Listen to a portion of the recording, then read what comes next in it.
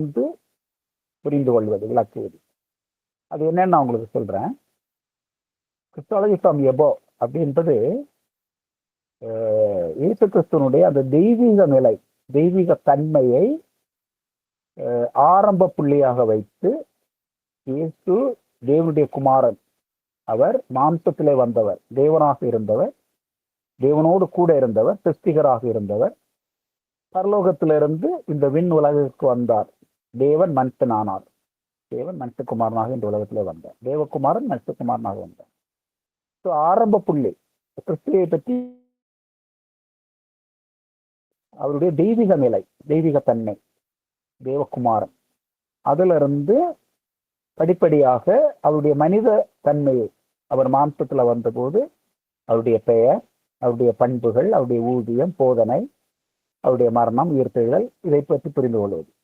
So starting with divinity, then understanding human nature, அவருடைய ஹியூமனிட்டியை இரண்டாவதாக புரிந்து கொள்ளும் முறை. ஆரம்பம் அவர் தேவனுடைய குமாரன் என்பதிலிருந்து ஆரம்பித்து அவருடைய மனித நிலையை புரிந்து கொள்வது, அதாவது கிறிஸ்டாலஜி ஃப்ரம் எபோ.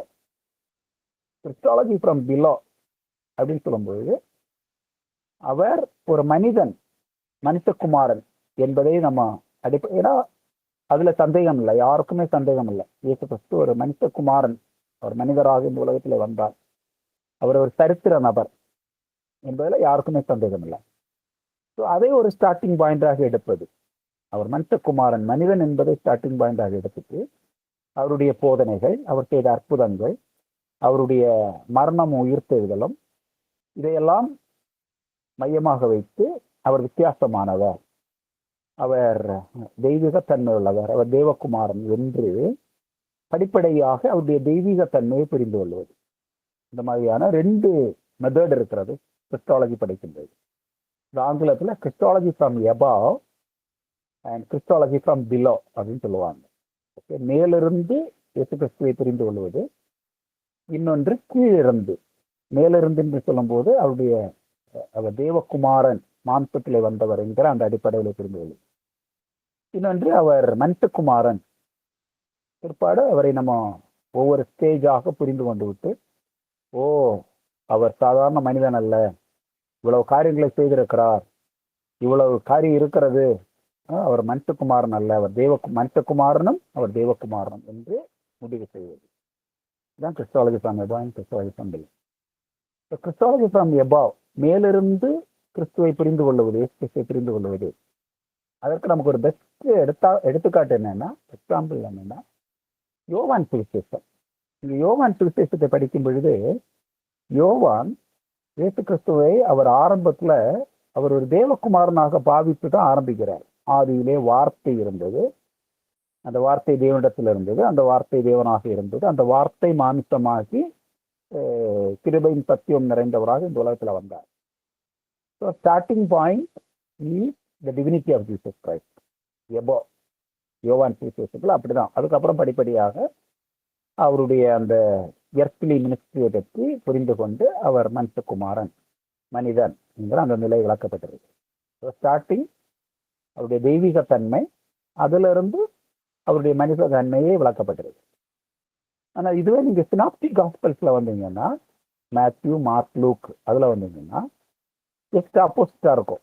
இயேசு கிறிஸ்துவனுடைய அந்த மனித நிலையைத்தான் அங்கே முக்கியத்துவம் கொடுத்து விளக்கப்பட்டிருக்கிறது. ஒரு பிறப்பு, அவர் ஒரு குழந்தையாக இருந்து வளர்வது, பிற்பாடு அவர் ஊழியம் செய்ய ஆரம்பிக்கிறார். இதெல்லாம் நீங்க பார்க்கும்போது மேபி பழைய ஏற்பாட்டில் இருக்கிற ஒரு தீர்க்கதரிசியை போலவோ ஒரு ஊழியக்காரரை போலவோ அதெல்லாம் அமையுது. பிற்பாடு அவருடைய அந்த ஊழியத்தினுடைய அந்த நிலையை பார்க்கும்போது நிறைய அற்புதங்களை செய்கிறார், மரித்தோர்களை உயிர்ப்பிக்கிறார், பாவங்களை மன்னிக்கிறார். இந்த மாதிரி உள்ள நிலைகளை பார்க்கும் பொழுது அவர் சாதாரண மனிதர் அல்ல, அவர் தேவகுமாரன் என்கிற ஒரு கன்க்ளூஷனுக்கு அவங்க வராங்க. Okay, so Christology from below. நீங்க இறையல்ல பார்த்தாலும் சில இறையியல் வல்லுநர்கள் இருக்கிறார்கள்.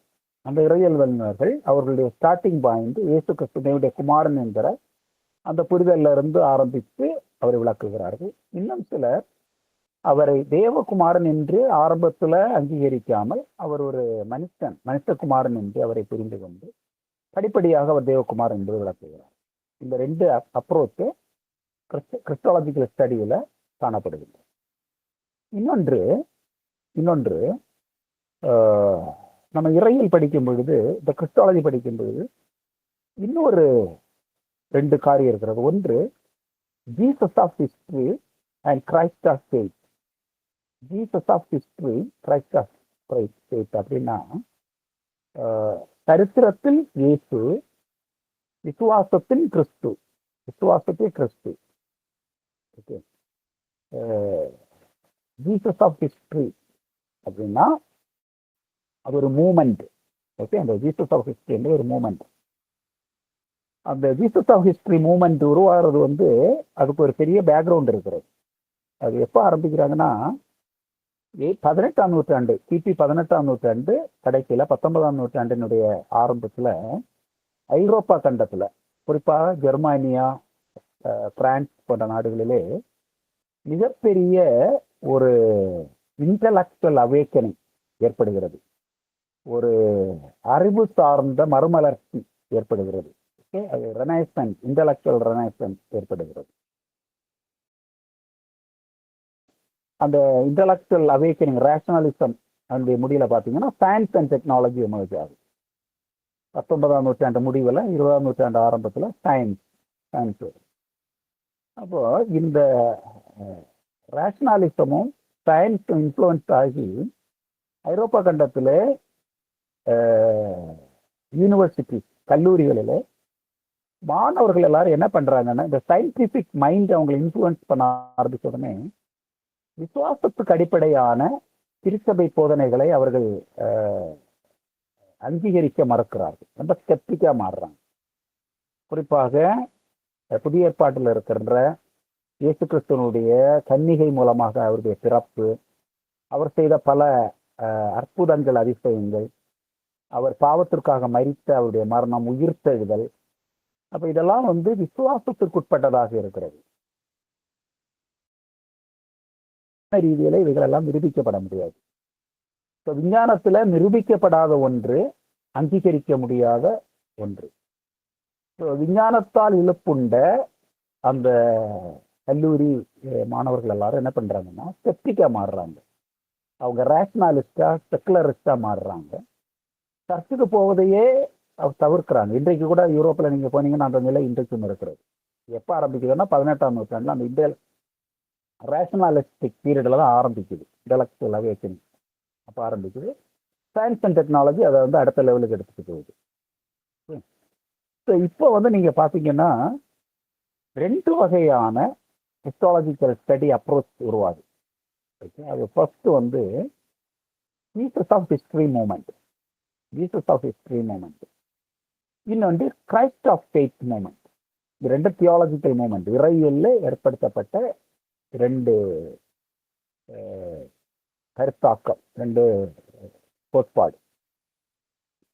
இந்த ஜீசஸ் ஆஃப் ஹிஸ்டரி மூமெண்ட் அவங்களுடைய பர்பஸ் என்னன்னா, இந்த சயின்ஸ் அண்ட் டெக்னாலஜி கிறிஸ்தவத்தை, வேதாகமத்தை, இறையியலை ரிஜெக்ட் பண்ணி கடவுள் இல்லாத ஒரு யங் ஜெனரேஷன் யூனிவர்சிட்டிஸ்ல உருவாகிறாங்க. ரொம்ப ஸ்கெப்டிக்கான, செக்குலர் மைண்டடான, ஸ்பிரிச்சுவல் இல்லாத, வேதத்தை மறுதளிக்கிற, அங்கீகரிக்காத ஒரு கல்ச்சர், ஒரு ஜெனரேஷன் உருவாகும். அப்ப இதுல இருந்து கிறிஸ்தவத்தை பாதுகாக்கும்படியாக ஒரு தியாலஜி உருவாக்குறாங்க. அதான் இந்த லிபரல் தியாலஜி அப்படின்னு சொல்லுவாங்க. ஒரு தாராளமாக்கப்பட்ட இறையியல். அவங்க தான் வந்து இந்த ஜீசஸ் ஆஃப் ஹிஸ்டரி என்கிற ஒரு மூமெண்ட் எடுத்து வராங்க. அவங்க என்ன சொல்றாங்கன்னா, நீங்க கிறிஸ்தவம் என்று சொல்லுவது அடிப்படையாக இந்த மாதிரியான விஞ்ஞானத்திற்கு முரணான கோட்பாடுகளை நம்ம விசுவாசிப்பதல்ல. கிறிஸ்தவத்தினுடைய மூல பொருள், கருப்பொருள் என்னன்னா, இயேசு சொன்னதை நாம பின்பற்றுவது, அவருடைய போதனைகள். இயேசு கிறிஸ்துவை அவங்க ஒரு எத்திக்கல் டீச்சரா மாத்துறாங்க, ஒரு ஹிஸ்டாரிக்கல் பர்சனா மாத்துறாங்க. அவருடைய போதனைகளை நம்ம பின்பற்றினார். இயேசு கூட சொல்றாரு, அந்த வசனத்தை தான் அவங்க அடிப்படையை எடுக்கிறாங்க. என்னை நோக்கி கர்த்தாவே கர்த்தாவே என்று சொல்லுகிறவர் அல்ல, பரலோகத்தில் இருக்கிற என் தேவனுடைய சித்தத்தை செய்கிறவன் அவன் தான் ரட்சிக்கப்படுவான்.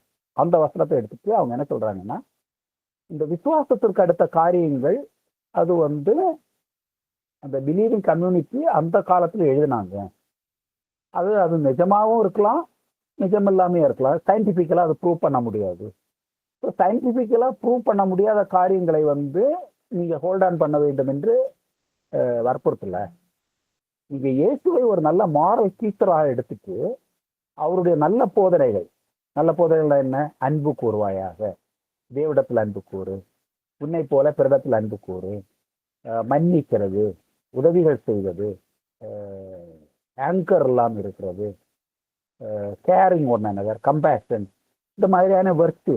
குறிப்பாக ஜீசஸனுடைய அந்த மலை பிரசங்கங்கள், மத்திய 5, 6, 7 இருக்கிற அந்த போதனைகள், அந்த போதனைகளை ஹைலைட் பண்ணி ஒரு தியாலஜி உருவாக்குறாங்க. அந்த ஹிஸ்டோரிக்கல் சரித்திரத்துல இயேசுவும் அவருடைய போதனைகளும், விசுவாசத்திற்கு அடுத்த காரியங்கள், அதையெல்லாம் அவங்க ரிஜெக்ட் பண்றாங்க. அந்த மூமெண்ட்டுக்கு பேர் தான் ஜீசஸ் ஆஃப் ஹிஸ்டரி. நீங்க ஒரு முழு நேர இறையியல் கல்லூரியில போய் ஒரு MDU படிக்கிறீங்கன்னு வச்சுக்கோங்களேன், உங்களுக்கு அது ரொம்ப ஆழமாக ஆசிரியர்கள் விளக்கி சொல்லுவார்கள். நான் இதை உங்களுக்கு அறிமுகப்படுத்துகிறேன். ஏன்னா இங்க இருக்கிற ஒரு சிலர் potential students for higher studies என்று நான் என்றபடினால உங்களுக்கு இன்ட்ரடியூஸ் பண்றேன். அப்ப இது அப்படியே போயிட்டே இருக்கும்போது இவங்க என்ன பண்றாங்கன்னா, அந்த கிறிஸ்டியானிட்டியை வந்து ஜஸ்ட் ஒரு மாரல் இது மாதிரியே மாத்திடுறாங்க.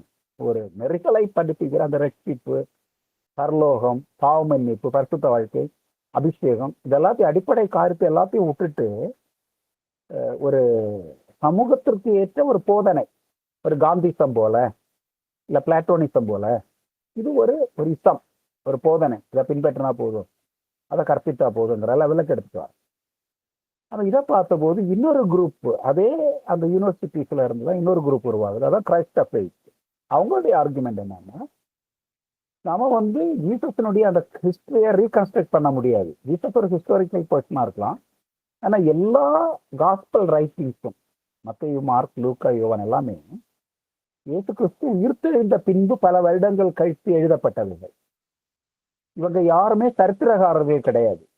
அந்த சரித்திர ரூல்ஸ் அண்ட் ரெகுலேஷன் பின்பற்றப்பட்டு எழுதுகிற நூல்கள் அல்ல. அது வந்து ஒரு கன்ஃபெஷன் மாதிரி எழுதியிருக்காங்க. ஒரு விசுவாச கம்யூனிட்டிக்கு, விசுவாசிக்கிற ஒரு கம்யூனிட்டிக்கு விசுவாசிக்கிற ஒரு நபர் எழுதுகிறார். அதை நம்ம வச்சுட்டு ஒரு ஜோசிபஸினுடைய ஒரு சரித்திர நூலை போல நம்ம இதுக்கு ஹிஸ்டாரிக்கல் கிரெடிபிலிட்டி இது கொடுக்க முடியாது. So it is very difficult to reconstruct the real history. So gospel records அப்படின்னு சொல்லும்போது ஃபெய்த்தும் ஹிஸ்டரியும் கம்பைண்டா இருக்கு.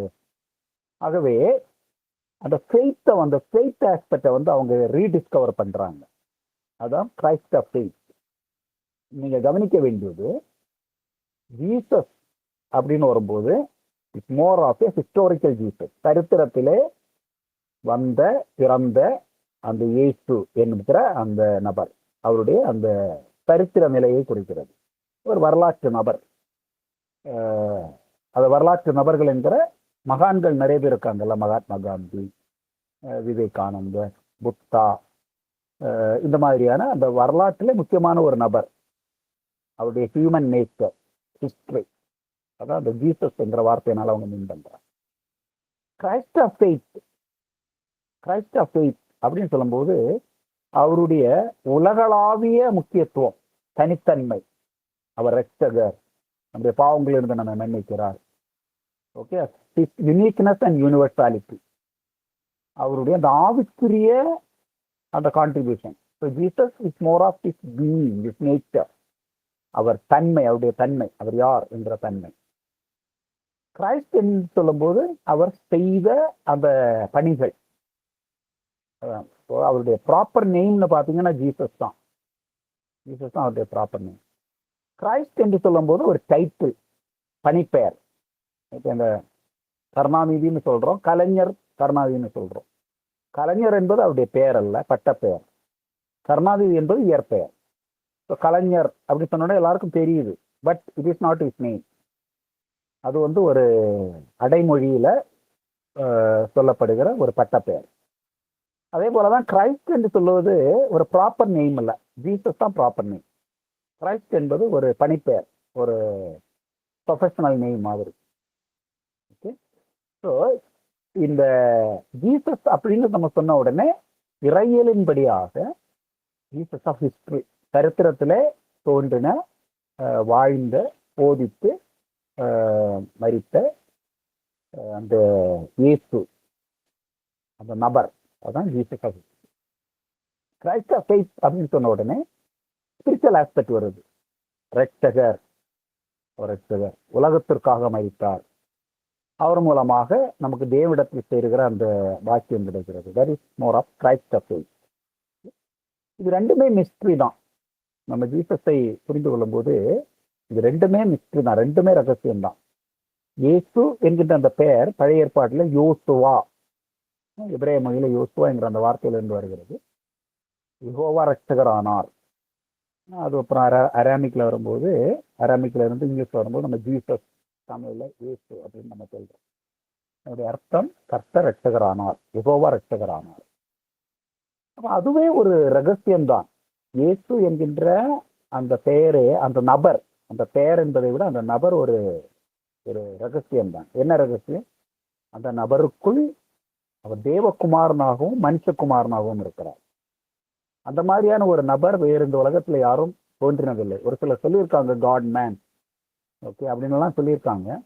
ஆனால் நிஜமாகவே ஒரு நபர் தெய்வீகத்தன்மையும் மனுஷத்தன்மையுமாக இருக்கிற ஒரே ஒரு நபர் சரித்திரத்துல யாருன்னா ஜீசஸ் தான். ஜீசஸ். அப்ப ஜீசஸ் சொல்லும் போது அது ஒரு மிஸ்ட்ரி. ஏன்னா அந்த மிஸ்ட்ரி, இந்த ஒரு நபருக்குள் தெய்வீக நிலையும் தெய்வீகத்தன்மையும் அதே மாதிரி மனுஷத்தன்மையும் இருக்கிறது. 100% God and 100% man. அது மிஸ்ட்ரி தானே, கிரேட் சீக்ரெட். ரெண்டாவது, அது கிரைஸ்ட் அப்படின்னு நம்ம வந்த உடனே அவருடைய பணியை குறிக்கிறது. அவர் செய்து நமக்காக செய்தது, செய்து கொண்டிருப்பது, செய்ய போறது, அதை உள்ளடக்கினது தான் அந்த கிரைஸ்ட், அனாயிண்டட் ஒன். கிறிஸ்து என்பது அனாயிண்டட் ஒன், அபிஷேகம் பண்ணப்பட்டவர். அந்த அபிஷேகம் பண்ணப்பட்டவர் எதற்காக அபிஷேகம் பண்ணப்பட்டார்? அபிஷேகம் பண்ணப்பட்டு அவர் என்ன செய்தார்? பழைய ஏற்பாட்டில் அது மேசியா என்கிற வார்த்தை உபயோகப்படுத்தப்பட்டிருக்கிறது. கிரீக்ல புதிய ஏற்பாட்டில் கிரைஸ்ட், கிறிஸ்து அப்படி நம்ம சொல்றோம். கிறிஸ்தோஸ், கிறிஸ்து, கிறிஸ்து அப்படி சொல்றோம். அதுக்கு பேரலாக பழைய ஏற்பாட்டில் வருகிறது மெஸ்ஸியா, மத்தியா, messiah. One who is anointed by oil, எண்ணெயினால் அபிஷேகம் பண்ணப்படுகிறவர். ஓகே, அது வந்து அப்புறமா உங்களுக்கு விளக்கம். இதுக்கு முன்னாடி கூட நான் ஒரு நாள் கிளாஸ்ல சொன்னேன், ஆகவே அது ரொம்ப நேரம் எடுத்து நான் விளக்க முடியாது. அப்ப அந்த கிரைஸ்ட் என்பது எண்ணெயினால் அபிஷேகம் பண்ணப்பட்டவர். அது எதற்காக எண்ணெயினால் அபிஷேகம் பண்ணப்பட்டார்? யார் அபிஷேகம் பண்ணார்? அவர் என்ன பண்ணாரு? அந்த அபிஷேகம் பண்ணப்பட்டவர் என்ன பண்ணாரு? That's a mystery. ஸோ நம்ம அந்த டாக்ட்ரின் ஆஃப் ஜீசஸ் கிரைஸ்ட் அப்படின்னு படிக்கும்போது அதில் ரெண்டு இன்வால்வ் ஆயிருக்கு. ஒன்று ஜீசஸாலஜி. ஜீசஸாலஜி அது வந்து அந்த ஹிஸ்டாரிக்கல் ஜீசஸ், அவருடைய போதனைகள், அவருடைய தன்மை, அதை பற்றி படிக்கிறது. That is ஜீசஸாலஜி. கிரைஸ்டாலஜி அப்படின்னு வரும்போது it's more of is work. அவருடைய டெத், ரிசரக்ஷன், அவர் எண்ணெயினால் அபிஷேகம் பண்ணப்பட்டது எதற்காக, அபிஷேகம் பண்ணப்பட்டவர் என்ன பண்ணாரு, அந்த அவருடைய அந்த ரட்சிப்பின் பணியோடு இணைந்து. ஸோ அதை வந்து சரியா புரிஞ்சுக்கணும். ஆதி அப்போஸ்தலர்களுடைய ஆதி செர்மன் என்ன? ரெண்டு செர்மன் தான். ஒன்னு Jesus is the Christ, the son of the living God. இயேசுதான் தேவனுடைய குமாரனாகிய கிறிஸ்து. அவங்களுடைய அந்த கரிக்மான்னு சொல்லுவோம் இல்ல, பிரசங்கம். அந்த பிரசங்கத்தினுடைய கண்டென்ட் அதுதான். ஒன்னு ஜீசஸ் இஸ் லார்ட், இயேசுதான் ஆண்டவர், இயேசுதான் கர்த்தர் அப்படின்னு அவங்க இது பண்றாங்க, கன்ஃபஸ் பண்றாங்க. இன்னொன்று, இயேசுதான் மக்கள் எதிர்பார்த்து கொண்டிருந்த மேசியா, இயேசுதான், நீங்கள் சிலுவையிலே அறைந்து கொன்ற அவர்தான் மேசியா, அவர் தேவகுமாரனாகிய மேசியா. ஸோ அதான் அந்த ஆதி அப்போஸ்தலர்களுடைய ஆதி பிரசங்கம் அதுதான். அப்போஸ்தலர்கள் நம்ம பார்த்தா அது புரிந்து கொள்ள முடியும். ஓகே, ஸோ நாம வந்து இப்போ இதே நான் இப்போ இவ்வளவு சொன்னதை நீங்க மனசு வச்சுக்கோங்க. Christology from above, Christology from below, Jesus of history, Christ of faith. Okay, இவ்வளவு நீங்க மனசு வச்சுக்கோங்க. இப்போ நம்ம அந்த சுவிசேஷங்களுக்குள்ள வரும்போது, 4 சுவிசேஷங்களுக்குள்ள வரும்போது, அதுதானே நமக்கு சோர்ஸ் மெட்டீரியல். இயேசு கிறிஸ்துவை பற்றி புரிந்து கொள்வதற்கு நமக்கு வேதாகம் முழுவதும் ஒரு ஆதாரம் என்றாலும் 4 சுவிசேஷங்கள் தான் மிக முக்கியமான ஆதாரம். அவர் எழுதவில்லை என்றாலும் அவரோடு கூட இருந்து எழுதுகிறார்.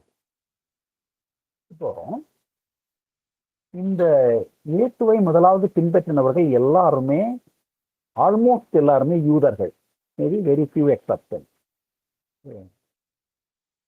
லூக்கா, தியோஃபிலஸ், நம்ம அப்போஸ்தலர்களுடைய லூக்கா எல்லாம் பார்த்த சிலர் வந்து யூதர்கள் அல்லாதவர்கள் இருக்கிறார்கள். பட் மெஜாரிட்டி ஆஃப் த மத்தேயு, யோவான், பேதுரு, அந்திரேயா, யாக்கோபு, இவங்க எல்லாருமே யூதர்கள் தான். இயேசுவினுடைய சீடர்கள். ஆரம்பத்தில் அவருடைய போதனைகளை கேட்டவரை பின்பற்றினவர்கள். ஏறத்தாழ அனைவருமே யூதர்கள் தான். புறஜாதிகள் வந்து ரொம்ப ரொம்ப குறைவு. யூதர்கள் தான் எல்லாரும், ஆல்மோஸ்ட் எல்லாரும். இந்த யூதர்களுடைய அடிப்படை விசுவாசம், நம்பிக்கை என்னவென்றால், இஸ்ரவேலுக்கு உன் தேவனாகிய கர்த்தர் ஒருவரே கர்த்தர். உபாகமம் 6:4. அவங்க தான் அவர்களுடைய அடிப்படை விசுவாசம். இஸ்ரவேலுக்கு உன் தேவனாகிய கர்த்தர் ஒருவரே கர்த்தர், ஒரே கர்த்தர், ஒரே தேவன். அதான் அவங்களுடைய விசுவாசத்தின் அடிப்படை. அதுக்கு எதிராக யாராவது சொந்தமாகவோ இல்லை யாராவது இன்னொருத்தருக்கோ இன்னொன்றுக்கோ அந்த தெய்வீக நிலையை கான்ட்ரிபியூட் அவங்க அஸ்கிரைப் பண்ணாங்கன்னா அது தேவதூஷணம், கல்லால் அடித்து கொன்றுவாங்க. தேவதூஷணம் சொல்கிறவர்கள் கொலை செய்யப்பட வேண்டும். இது அவங்களுடைய அந்த முறை. ஒன்லி யெகோவா மட்டும்தான் தெய்வம். யெகோவாவை தவிர வேறு கர்த்தர் இல்லை. அவர் ஒருவர் தான் கர்த்தர். அந்த மகிமையையோ அந்த தெய்வீக தன்மையையோ ஆராதனையோ வேற யாருக்கும் எதுக்குமே பகிர்ந்து கொடுக்க மாட்டாங்க. ஸ்ட்ரிக்ட் மோனோதிஸ், ஒரு கடவுள் வழிபடுகிறது, யெகோவா மட்டும்தான். இவங்க எல்லாருமே அந்த நியாயப்பிரமாணத்துல வளர்ந்தவங்க தான். யாரு? பேதுரு, யாக்கோபு, யோவான், அவங்க எல்லாருமே சிறுவயதிலிருந்து அதிலே போதிக்கப்பட்டவர்கள் தான்.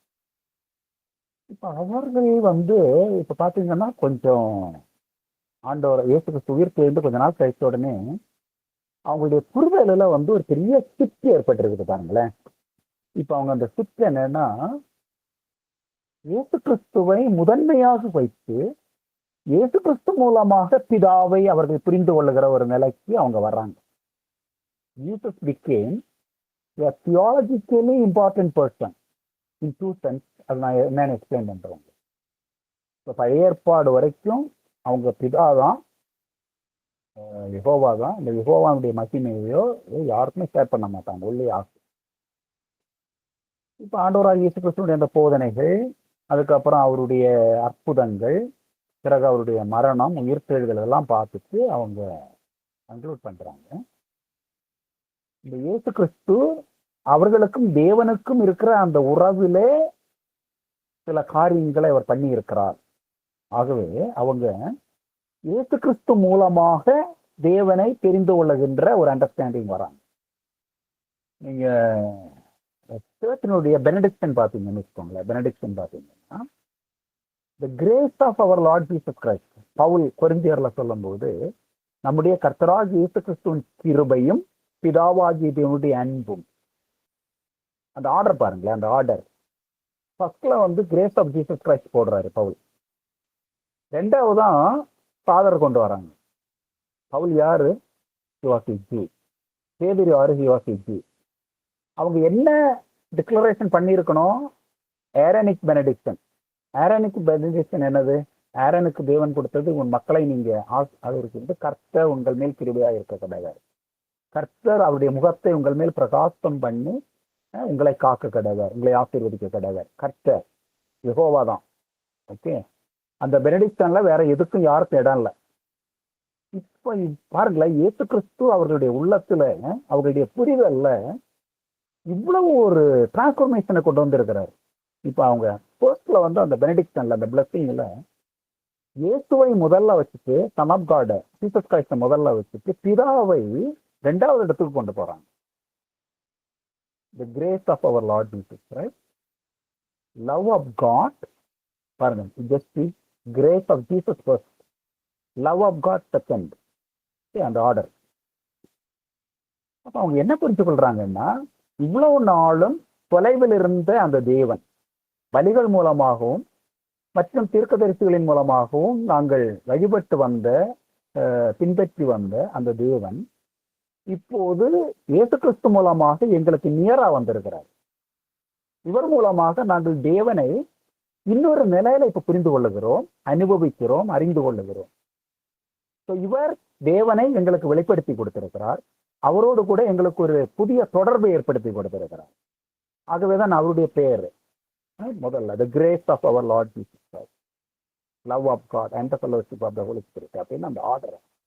So through Jesus now they started experiencing God. இப்போ இயேசு கிறிஸ்து தேவனை வெளிப்படுத்துவதிலும் தேவனோடு இவர்களுக்கு உறவை ஏற்படுத்துவதிலும் ஒரு முக்கியமான பங்கு வகித்திருக்கிறார்கள். அது எப்போ அவங்க உணர்றாங்கன்னா உயிர்த்தெழுதலுக்கு பிறகுதான் அந்த புரிதலை உங்களுக்கு வருது. So Jesus became theologically important person. அந்த ஒரு பெர்ஸ்பெக்டிவ்ல தான் சுவிசேஷங்கள் எழுதப்படுகிறது. சுவிசேஷங்கள் 4 சுவிசேஷங்கள் எழுதப்படுகிறது. இந்த சுவிசேஷங்கள் எல்லாமே இயேசு கிறிஸ்து உயிர்த்தெழுந்து சில வருடங்கள் கழிச்சு தான் அவங்க எழுதுறாங்க.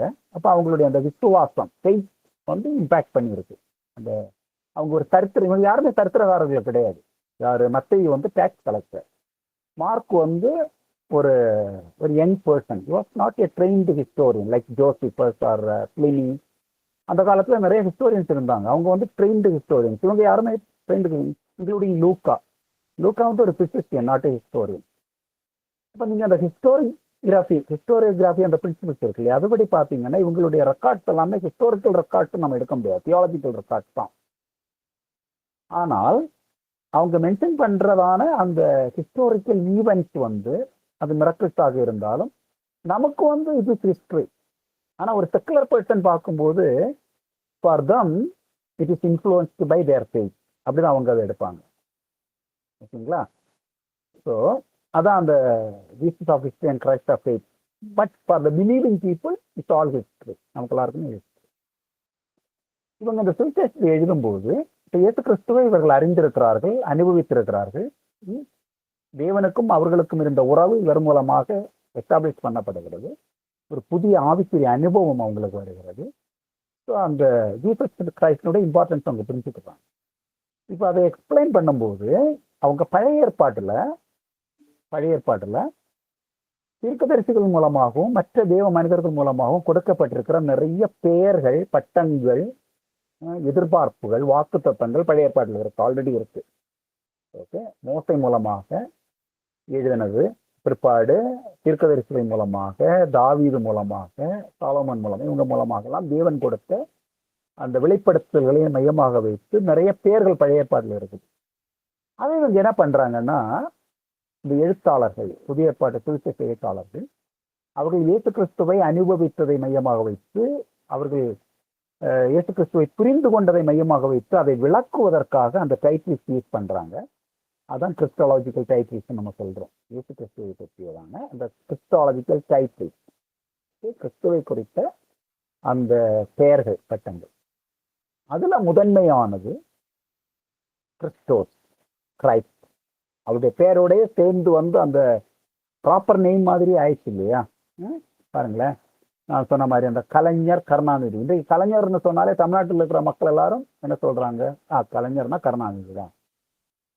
அந்த ஒரு புகைப்பெயர் இல்லை என்றால் அந்த அவருடைய இயற்பெயர் அல்ல இது. அந்த பட்டப்பெயர் அவருடைய பெயர் மாதிரி ஆயிடுச்சு. ஓகே, தமிழ்நாட்டில் இருக்கிற எல்லா மக்களுக்கும், தமிழர்களுக்கெல்லாம் கலைஞர் அப்படின்னா எல்லாருமே கருணாநிதினு சொல்றாங்க. புரியுது? அதே மாதிரி கிறிஸ்து, அதே மாதிரி நான் ஜஸ்ட் ஒரு எக்ஸாம்பிள் எடுக்கிறேன். Jesus and Karnavidi. I'm not doing that. But for you to understand the difference between a proper name and a title, அந்த இயற்பெயருக்கும் பட்டப்பெயருக்கும் இருக்கிற அந்த வித்தியாசத்தை புரிந்து கொள்றதுதான் விஷயம். இப்போ கிரைஸ்ட் என்று சொல்லுவது வந்து ஒரு பட்டப்பெயர். கிரைஸ்டோஸ், என்னையினால் அபிஷேகம் பண்ணப்பட்டார். ஜீசஸ் என்பது அவருடைய இயற்பெயர். பேரண்ட்ஸ் வந்து அவர் வைக்கிறாங்க. தூதனால் வெளிப்படுத்தப்படுகிறது. தேவன், பிதாவாகிய தேவன் தூதன் மூலமாக மரியாளுக்கு வெளிப்படுத்துகிறார். நான் முதல்ல சொன்னது ரெண்டிலே மிஸ்ட்ரி இருக்கு. ஒன்று அவருடைய தன்மையை விளக்கும் மிஸ்ட்ரி, ரகசியம். இன்னொன்று அவருடைய செயலை விளக்கும் மிஸ்ட்ரி. இயேசு என்பது அவருடைய தன்மையை விளக்குகிறதான அந்த ரகசியம் அதுக்குள்ள இருக்கிறது. கிறிஸ்து என்பது அவருடைய பணியை, ஊழியத்தை, அவர் செய்த அந்த வேலையை, இல்லைன்னா செய்து கொண்டிருக்கிற, செய்ய போற அந்த வேலையை விளக்குகிறதான அந்த பட்டப்பெயர்.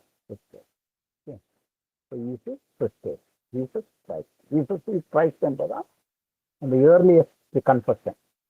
Jesus is Lord, Jesus is Christ, the Son of the living God. Earliest confession. அவங்களுடைய விசுவாசம் இருக்கு. இப்போ இந்த காஸ்பல் ரைட்டர்ஸ் என்ன பண்றாங்கன்னா, அந்த டைட்டில் சொன்னோன்னா அவங்க எடுக்கிறாங்க. எடுத்துட்டு அதை வந்து ஜீசஸுக்கு அப்ளை பண்ணி பழைய ஏற்பாட்டில் சொல்லப்பட்டிருக்கிற அது இவர் தான், அவர் இந்த காரியங்களை எல்லாம் செய்ததுனால இவர் அவர் தான் அப்படி மார்க் எழுதுறாரு. ஃபர்ஸ்ட்ல மார்க் எழுதுறாரு. மார்க் எழுதும்போது சன் ஆஃப் மேன், மனுஷகுமாரன் என்கின்ற அந்த பெயரை எடுக்கிறார். மனுஷகுமாரன். மனுஷகுமாரன் என்கிற அந்த வார்த்தை பழைய ஏற்பாட்டில் 3 நிலையில உபயோகப்படுத்தப்பட்டிருக்கிறது. ஒன்று, இங்க எசேக்கியேலின் புத்தகத்துல அடிக்கடி அந்த வசனம் வருது. தேவன் எசேக்கியேலை கூப்பிடும்போது மனுஷகுமாரனே எழுந்து நெல், மனுஷகுமாரன் மனுஷகுமாரன் மனுஷகுமாரனே அப்படின்னு தீர்க்கதரிசியை கூப்பிடுறாரு. அந்த இடத்துல வந்து அந்த தீர்க்கதரிசியினுடைய ஐடென்டிட்டியை separated from all other people, அந்த ஐடென்டிட்டியை குறிப்பிடுவதற்காக எசேக்கியேலை மனுஷகுமாரனே அப்படின்னு கூப்பிடுறாரு. தேவன் கூப்பிடுறாரு மனிதனே மனுஷன். அது ஒரு ஃபர்ஸ்ட் யூஸ், ஐடென்டிட்டி. ரெண்டாவதாக அந்த மனுஷனுடைய அந்த லிமிட்டேஷனை குறிக்கிறதுக்கு மனுஷகுமாரன் அப்படின்னு குறிப்பிடப்பட்டிருக்கிறது. சாம்ஸ் 8:48 நம்ம வாசிக்கும் பொழுது, மனுஷனை நீர் எண்ணுவதற்கும் மனுஷகுமாரனை நீர் நினைப்பதற்கும் அவன் எம்மாத்திரம், மனுஷகுமாரனை நீர் நினைப்பதற்கும் எம்மாத்திரம் அப்படின்னு சொல்லப்பட்டிருக்கிறது. அந்த யூசேஜ் நீங்க பாத்தீங்கன்னா இந்த மனுஷனுடைய லிமிட்டேஷனை அங்க எக்ஸ்பிளைன் பண்றது தான் யூஸ் பண்ணுறது. மூன்றாவது வேதத்துல எசேக்கியேல் தானியேல் 7வது அதிகாரம் 13-14 வசனங்களை நீங்க வாசிக்கும் பொழுது அங்கே ஒரு மனுஷகுமாரனை பற்றி சொல்லப்பட்டிருக்கிறது. அந்த மனுஷகுமாரன் யார் என்றால், உலகத்தின் முடிவில் எண்ட் ஆஃப் தி ஏஜ் வான மண்டலங்களில் மேக மண்டலங்கள்ல மனுஷகுமாரனுக்கு ஒருவர் வராரு. அவர் வரும்பொழுது அவருடைய சிங்காசனம் அது நிலைநாட்டப்படுகிறது, உலகம் அழிகிறது, உலகம் ஒரு முடிவுக்கு வருகிறது. One like the son of man comes through the cloud, மேக மண்டலத்துல வராரு. அவர் வரும்பொழுது அவருடைய அப்பியரன்ஸ் எல்லாம் நீங்க பாத்தீங்கன்னா ஹெவன்லி பீயிங்.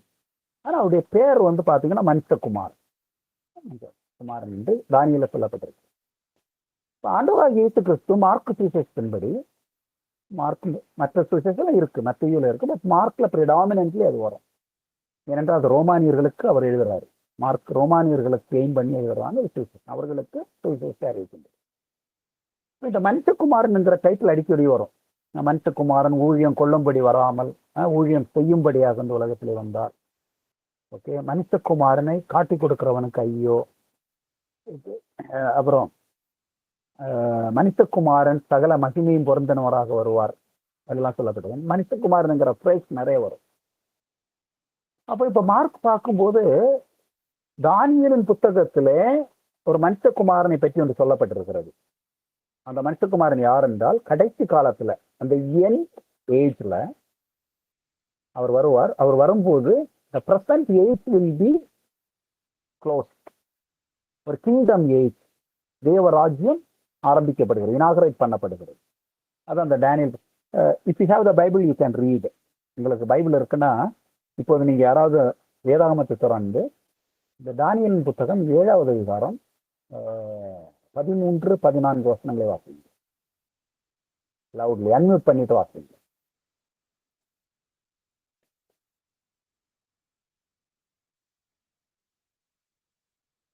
ரீட் பண்ணுங்க, யாராவது எடுத்துருக்கு. 7:13. ஆமா, 7:13 வாசிங்க. ராத் தரிசனங்களிலே நான் பார்த்து கொண்டிருக்கையில், இதோ மனுஷகுமாரனுடைய சாயலான ஒருவர் வானத்து மேகங்களுடனே வந்தார். அவர் நீண்ட ஆயுசுள்ளவர் இடம் மட்டும் வந்து அவர் சமீபத்தில் கொண்டு வரப்பட்டார். சகல ஜனங்களும் ஜாதியாரும் பாஷக்காரும் அவரே சேவிக்கும்படி அவருடைய கர்த்தத்துவமும் மகிமையையும் ராஜரீகமும் கொடுக்கப்பட்டது.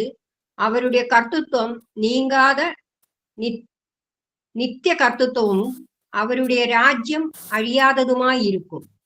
பாருங்களேன், அங்க மனுஷன் மேசியாவை பற்றி சொல்லப்படலாங்க. அது மேசியாவை பற்றிய ஒரு வார்த்தை அல்ல, மனுஷகுமாரன் வானமண்டலங்களில் அவர் வருவார். அவர் வரும்போது அவருடைய அழியாத ராஜ்யம் அப்படின்னு சொல்லப்பட்டிருக்கு. இந்த இதைத்தான் வந்து ஜீசஸ் என்ன பண்றாருன்னா தனக்கு யூஸ் பண்றாரு. இயேசு வந்து தனக்கு மேசியா கிறிஸ்துங்கிற வார்த்தையை வந்து ஓப்பனா பப்ளிக்ல யூஸ் பண்ணலாம். அது காரணம் என்னன்னா, அந்த வார்த்தையை அநேகர் மிஸ் அண்டர்ஸ்டாண்ட் பண்ணாங்க. எப்படி மிஸ் அண்டர்ஸ்டாண்ட் பண்ணாங்கன்னா, யூதருக்கு ராஜாவாக அவர் வருவார், யூதர்களுக்கு எதிரியாக இருக்கிறவர்களை எல்லாம் அவர் சண்டை போட்டு தோற்கடிப்பாரு, தோற்கடிச்சுட்டு நமக்கு ஒரு சொந்த ராஜ்யத்தை ஏற்படுத்தி தருவாரு, அது ஒரு உலகளாவிய ராஜ்யமாக இருக்கும், யூதர்கள் அங்கே ரொம்ப பிரதானமான பதவிகளில் இருப்பாங்க என்று அந்த மக்கள் எதிர்பார்க்கிறார்கள், நம்புகிறார்கள். You can hear me, eh? Am I audible?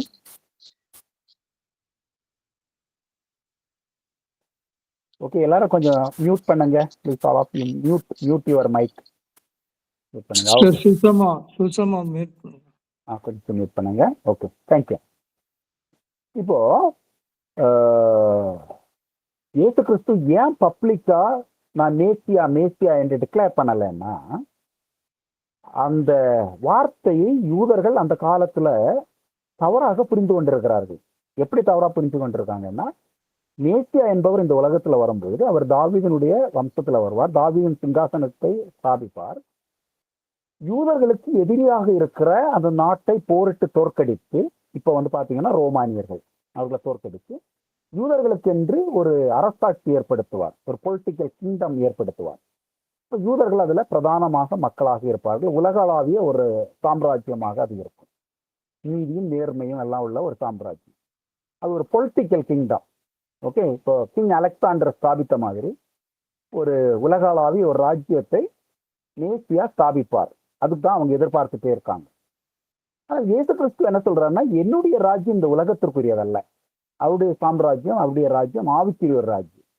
ஆகவேதான் அவர் ஓப்பனாக அந்த மிஸ் அண்டர்ஸ்டாண்டிங் இருக்கிற அந்த மேசியாங்கிற வார்த்தையை அவர் யூஸ் பண்ணல. ஒரு சிலர் அவரை மேசியா என்று சொல்லும் போது கூட நான் தான், ஆனா நீங்க அது யாருக்கும் இப்ப சொல்ல வேண்டாம் அப்படின்னு அந்த சீக்ரெட்டா அவர் அதை வைக்கிறார். அதான் அதுக்கு ரீசன். அவர் தன்னை பற்றி பேசும்போது எல்லாமே மனுஷகுமாரன், அதான் அவருடைய ஒரு ஃபேவரட் டைட்டில், அதான் மனுஷகுமாரன் அந்த யூஸ் பண்றார். அந்த மனுஷகுமாரன் சொல்லும்போது உடனே அந்த தானியல் 7:13-14 அந்த வசனத்துல இருந்து ஆண்டவர் எடுத்து யூஸ் பண்றாரு. இப்ப ஆண்டவர் என்ன அவர் நினைக்கிறாருன்னா, அவருடைய ஊழியத்துல இந்த present எரா that is coming to an end, அதுக்கப்புறம் ஒரு புதிய யுகம், ஒரு புதிய காலம் ஆரம்பிக்கப்படுகிறது. அந்த புதிய இதுல ஆண்டவருடைய சாம்ராஜ்யம், ஒரு ஆவிக்குரிய உலகம், ஆவிக்குரிய ஒரு ராஜ்யம், கிங்டம் ஆஃப் காட், அது அவருடைய ஊழியத்தின் மூலமாக, அவருடைய வாழ்க்கையின் மூலமாக இந்த உலகத்திலே ஸ்தாபிக்கப்படும் என்று அந்த சன் ஆஃப் மேன்ங்கிற டைட்டில் மூலமாக ஆண்டவர் எக்ஸ்பிளைன் பண்றாரு. அதை தான் மார்க் எழுதின சுவிசேஷத்துல மார்க் பண்றாரு. Okay, son of man. அப்படியே நீங்க லூக்கா எழுதின சுவிசேஷத்துல வந்தீங்கன்னு வச்சுக்கோங்களேன், அங்க சன் ஆஃப் காட் என்பது எக்ஸ்பிளைன் பண்ணப்படுகிறது. லூக்கா அடுத்த நிலைக்கு நம்ம எடுத்துட்டு போறாரு. இந்த சன் ஆஃப் காட் என்கிற அந்த டைட்டில் நீங்க பாத்தீங்கன்னா பழைய ஏற்பாட்டில் அங்கேயும் ஒரு 2-3 இடத்துல யூஸ் பண்ணப்பட்டிருக்கிறது, தூதர்களுக்காக யூஸ் பண்ணப்பட்டிருக்கிறது. தூதர்களுக்காக சன் ஆஃப் காட் என்கிற டைட்டில் யூஸ் பண்ணப்பட்டிருக்கு. இஸ்ரவேல் என்கிற அந்த ஜனம், அவங்க என்னுடைய ஃபர்ஸ்ட் பார்ன், என்னுடைய முதற் பலன், இந்த முதற் பிள்ளை இஸ்ரவேலர்கள் அப்படின்னு ஆண்டவர் யூஸ் பண்றாரு. Israel is my first born அப்படின்னு ஆண்டவர் யூஸ் பண்றாரு. அதே மாதிரி ஆடம், ஆண்டோடைய சாயலிலே படைக்கப்பட்ட ஆதாம் தேவனிடத்தில் இருந்து உண்டானவன், தேவனுடைய குமாரன், தேவனுடைய மகன் அப்படின்னு சொல்லப்பட்டிருக்கிறது. ஸோ பழைய ஏற்பாட்டில் அந்த சன் ஆஃப் காட் என்பது ஒரு காமன் யூஸ் இல்லை, பட் சில இடத்துல அந்த யூஸ் வருது, son of God. Angels are treated as son of God. Israel is called as firstborn. Adam is seen as created by God's own image, so he is called as son of God. இது வருது. ஆனால் நம்ம புதிய ஏற்பாட்டில் இந்த சுவிசேஷங்கள்ல வரும்பொழுது இந்த தேவகுமாரன் என்கிற அந்த புரிதல் இன்னொரு நிலைக்கு போகுது. அது எப்படி போகுதுன்னா, இயேசு கிறிஸ்து அப்பா அப்படின்னு கூப்பிடுறாரு. அப்பா பிதாவே, அப்பா பிதாவே. அராமிக் வார்த்தை அப்பா இருக்கு இல்லையா, இந்த அராமிக் வார்த்தை அப்பா எப்போ யூஸ் பண்ணுவாங்கன்னா, ஒரு பயாலஜிக்கல் ரிலேஷன்ஷிப், ஒரு குமாரனை ஒரு குமாரத்தியை ஜென்மம் கொடுக்கிற, பிறப்பிக்கிற அந்த நிலையில் இருக்கிற நபரைத்தான் அப்பான்னு கூப்பிடுவாங்க. இன்றைக்கு நம்முடைய கலாச்சாரத்தில் அது இருக்கு. நம்ம பெரியப்பா சித்தப்பா அப்படியெல்லாம் சொன்னாலும் அப்பா என்பவர் ஒருவர் தான். நமக்கு பயாலஜிக்கலாக நம்ம இந்த உலகத்திலே நம்ம பிறப்பதற்கு காரணமாக இருக்கிற நம்முடைய தகப்பன். இயேசு அந்த வார்த்தையை பிதாவுக்கு யூஸ் பண்றாரு, அப்பா பிதாவே. இதை ஞானிகளுக்கு மறைத்து, அப்பா பிதாவே இதை ஞானிகளுக்கு மறைத்து ஏழைகளுக்கு பேதைகளுக்கு இதை வெளிப்படுத்தினீர் அப்படின்னு ஆண்டவர் சொல்றாரு. அப்பா பிதாவேன்னு அழைக்கிறார். பிதாவே அப்பா அப்பா அப்பா, ரொம்ப பவர்ஃபுல்லான ஒரு அழைக்கிறார். வேற யாரும் அதுக்கு முன்னாடி அதுக்கு பின்னாடி அப்படியே யாரும் அழைத்ததில்லை. Nobody else in the history of human kind dare to call God as அப்பா. யூதர்கள் கூட கூப்பிட மாட்டாங்க. அவங்க எல்லாரும் covenant people, but they are not born of God, created by God. Okay, தேவனால் சிருஷ்டிக்கப்பட்டவர்கள், ஆனால் தேவனால் பிறப்பிக்கப்பட்டவர்கள் அல்ல. தேவனால் சிருஷ்டிக்கப்பட்டவர்கள் தான். ஆனா இயேசு மட்டும்தான் தேவனால் பிறப்பிக்கப்பட்டவர் மாதிரி அப்பான்னு கூப்பிடுறாரு. இவர் கூப்பிட்டாரு, எல்லாரும் என்ன நினைச்சிட்டு இருப்பாங்க, யூதர்கள் எல்லாரும் இவர் தூஷணம் சொல்றாரு, இவர் தேவதூஷணம் பேசுறாரு. ஆனா இப்ப பாத்தீங்கன்னா மேல இருந்து ஒரு குரல் வருது, இவர் என்னுடைய நேசகுமாரன், இவர் என்னுடைய நேசகுமாரன், இவருக்கு செவி கொடுங்கள் அப்படின்னு 2 இன்ஸ்டன்ஸ்ல வருது. ஒன்னு பேப்டிசம் எடுத்த உடனே அங்க ஒரு குரல் வருது, இவர் என்னுடைய நேசகுமாரன், இவருக்கு செவி கொடுங்கள். அந்த மருவ மலையில சீசர்கள் இருக்கிறாங்க, அப்போதும் அந்த குரல் வருது, இவர் என்னுடைய நேசகுமாரன், இவருக்கு செவி கொடுங்கள். நேசகுமாரன் யோவான் 3:16 நம்ம வாசிக்கும் போது begotten son, நம்முடைய ஒரே பேரான குமாரன், is a beloved begotten son of God. One in that category, ஒரே one in that category. அப்போ அந்த சன் ஆஃப் காட் என்கிற டைட்டில் பழைய ஏற்பாட்டில் இருக்கு. இப்போ அதை ஒரு புதிய புரிதலுக்கு நேராக அப்போஸ்தலர்கள், சுவிசேஷத்தை எழுதினவர்கள் நம்மளை எடுத்துட்டு போறாங்க.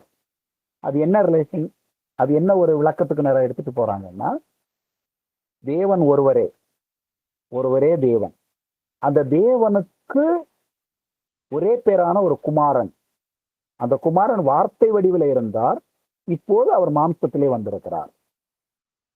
சோ இங்கே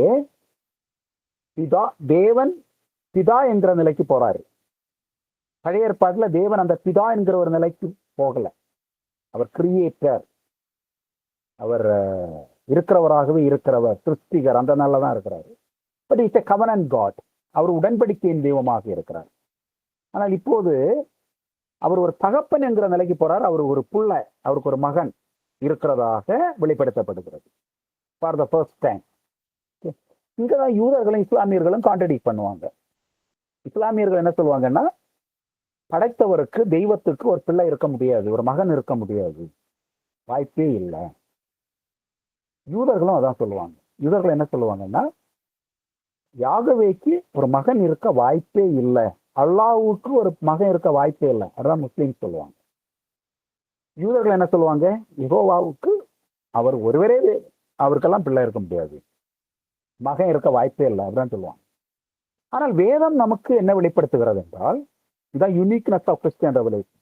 என்ன வெளிப்படுத்துறதுன்னா, தேவன் இருக்கிறவராக இருக்கிறார், அவருக்குள் வார்த்தை இருக்கிறது, அவருக்குள் வார்த்தை இருக்கிறது. அந்த வார்த்தை ஜீவனுள்ளவராக இருக்கும்படி அவருக்கு அருள் செய்யப்படுகிறது. ஏன் அந்த வார்த்தை ஜீவனுள்ளவராக இருக்கும்படி அருள் செய்யப்படுகிறது? இங்க யோவான் 4:26 வாசிங்களா?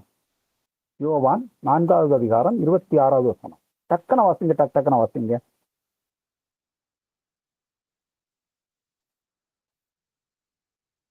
வாசிங்க.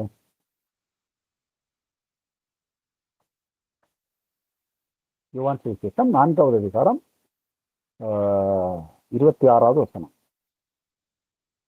அன்மியூட் பண்ணி வாசிங்க. அன்மியூட் பண்ணிட்டு வாசிச்சு முடிச்சுட்டு மியூட் பண்ணிடுங்க.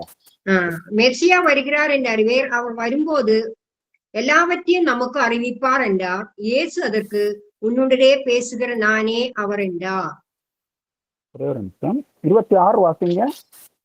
26. அதற்கு இயேசு, உன்னுடனே பேசுகிற நானே அவர் என்றார்.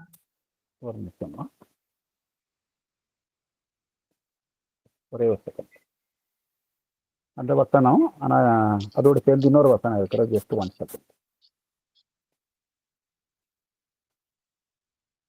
தேவன் ஆவியா இருக்கிறாதா? அது இல்லம்மா, ஒரே ஒரு நிமிஷமா, நான் சொல்றேம்மா.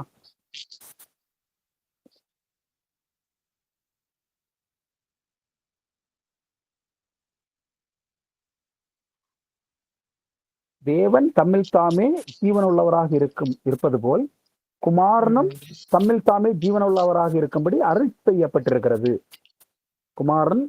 குமாரனும் தம்மில் தாமே ஜீவனுள்ளவராக இருக்கும்படி அவருக்கு அருள் செய்யப்பட்டிருக்கிறது அப்படின்னு வரும்.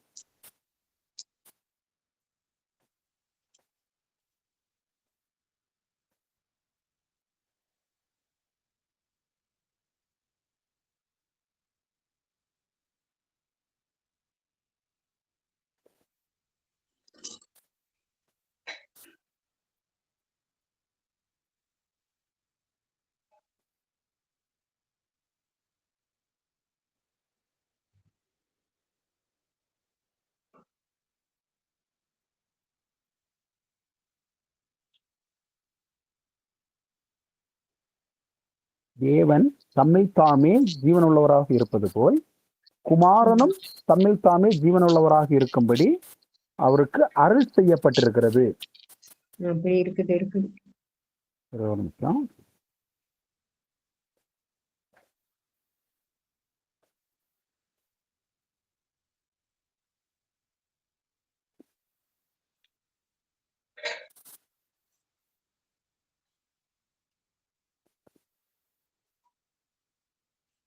தேவன் தம்மில் தாமே ஜீவனுள்ளவராக இருக்கிறது போல குமாரனும் தம்மில் தாமே ஜீவனுள்ளவராக இருக்கும்படி அவருக்கு அருள் செய்யப்பட்டிருக்கிறது அப்படின்னு வாசிப்போம். ஒரே ஒரு நிமிஷம்.